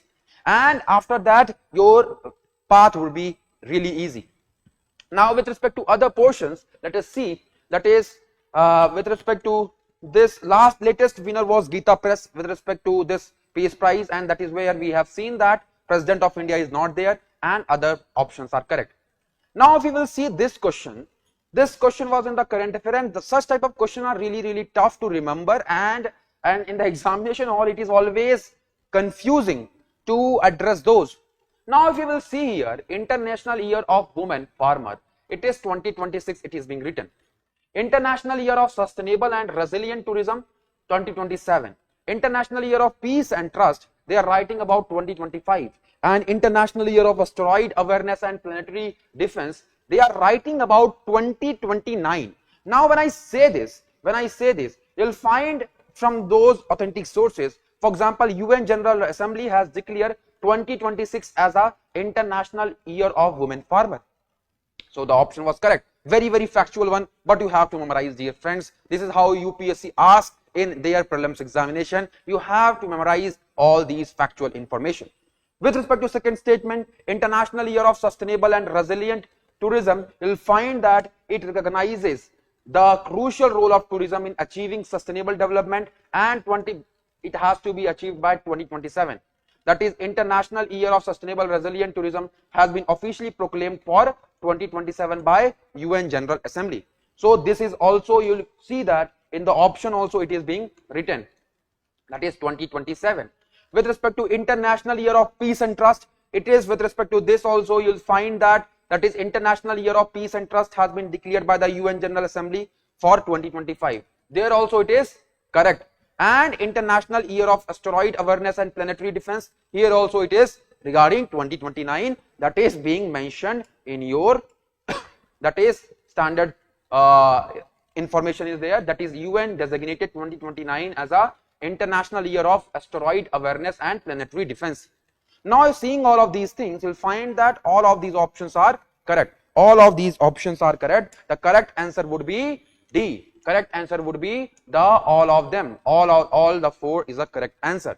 Now let us see with respect to next question, question number 48. You'll find that the power of Lok Sabha, that is the power of Lokpal, applies to public servants of India, but not the Indian public servants posted outside of India. Do you see the trap here? Yes, they are affirming over one thing and they are saying in the next, but it is, they are giving a negation statement in the second part. That is a clear case that they are trying to form the wrong statement. And if you will see here, you'll find that this jurisdiction of Lokpal includes Prime Minister, Ministers, Member of Parliament, Group A, B, C and D officer and officials of central government. Now it includes all Group A, B and C and D officers. So that is correct, and even if they are posted outside of India, that is also included. So first option is correct. Now with respect to second option, the chairperson and member shall not be member of parliament or member of legislature of any state or union territory. Only the Chief Justice of India, whether incumbent or retired, has to be the chairperson.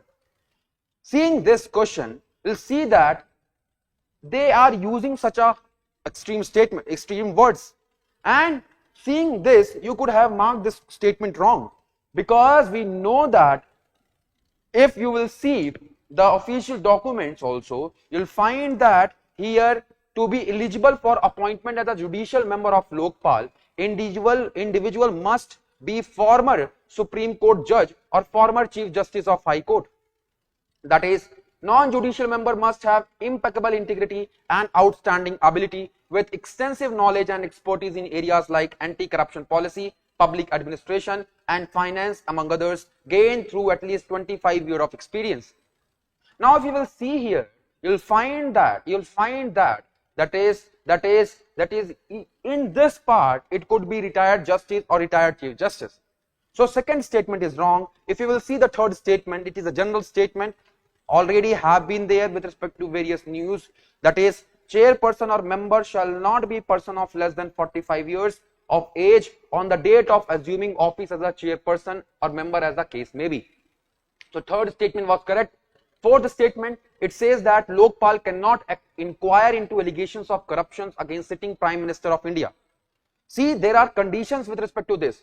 If you will find that, you'll see that that is with respect to this statement, you'll find that there are certain conditions, that is jurisdiction of Lokpal included in Prime Minister except on allegation on corruption relating to international relations, security, public order and atomic energy and space. So there is an exception with respect to corruption, but they can initiate that allegations of corruption. They can always investigate these allegations of corruption against the sitting Prime Minister. But the condition has been there and it has to be excluded. So fourth statement is wrong. Correct answer would be A. A for apple is the correct answer. Even with respect to third statement, you'll see that from the authentic source also you'll find that a person of less than 45 years of age on the date of assuming as a chairperson or the member as the case may be. So third statement is correct. Correct answer is A.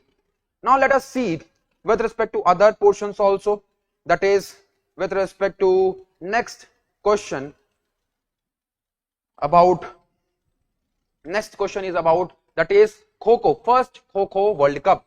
Yes, it was held in Delhi, New Delhi and India, and Indian man beat, see these two statements were interchanged. Indian man beat Nepal with the score of 54-36 and Indian woman beat Nepal with the score of 78-40. So both of two statements are wrong. Correct answer is A. That is, if you will see about Kho-Kho, you'll find that it is being written that Kho-Kho World Cup is an international Kho-Kho tournament. It is sanctioned by International Kho-Kho Federation.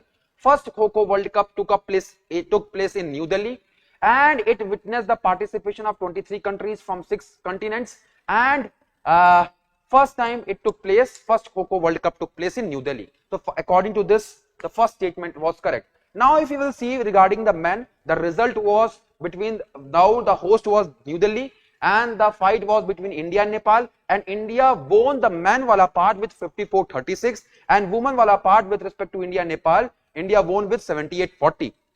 The correct answer would be A for apple is the correct answer.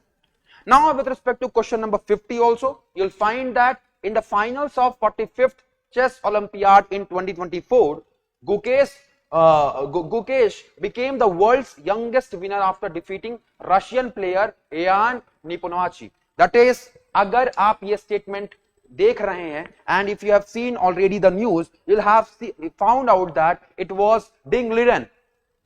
Ding Liren was the person who was defeated by Gukesh. Now with the score of 7.5 and 6.5. So first statement would be incorrect, and with respect to second statement, Abhimanyu Mishra, American chess player, hold the record of becoming world's youngest ever grandmaster. So second statement is correct. Why it is correct? Because it was widely covered in the news as well, and if you will study about Abhimanyu Mishra, he is a American chess grandmaster, a chess prodigy. He holds the record of world's youngest ever grandmaster, having qualified for the title at the age of 12 years, 4 months and 25 days. That is,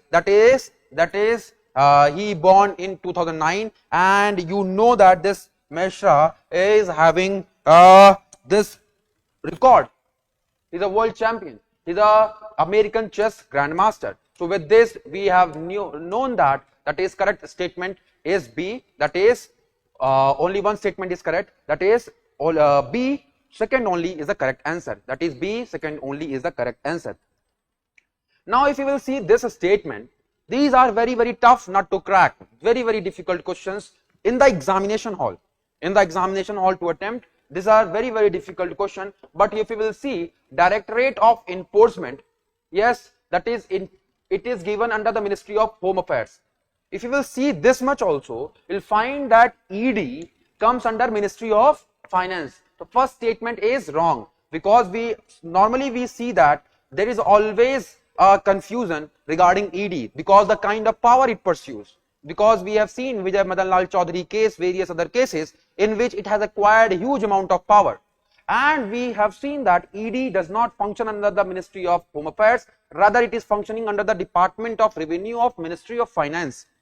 Ministry of Finance. So first statement was wrong. Regarding the second line, that is with respect to Directorate of Revenue and Intelligence, Department of Revenue, Ministry of Finance was the correct answer at yes. And yes, it enforces the provisions of Customs Act of 1962. Then Directorate General of System and Data Management, it carry out big data analytics to assist the tax officer for better policy and nabbing tax evader, yes, and it is coming under the Department of Revenue, Ministry of Finance, yes.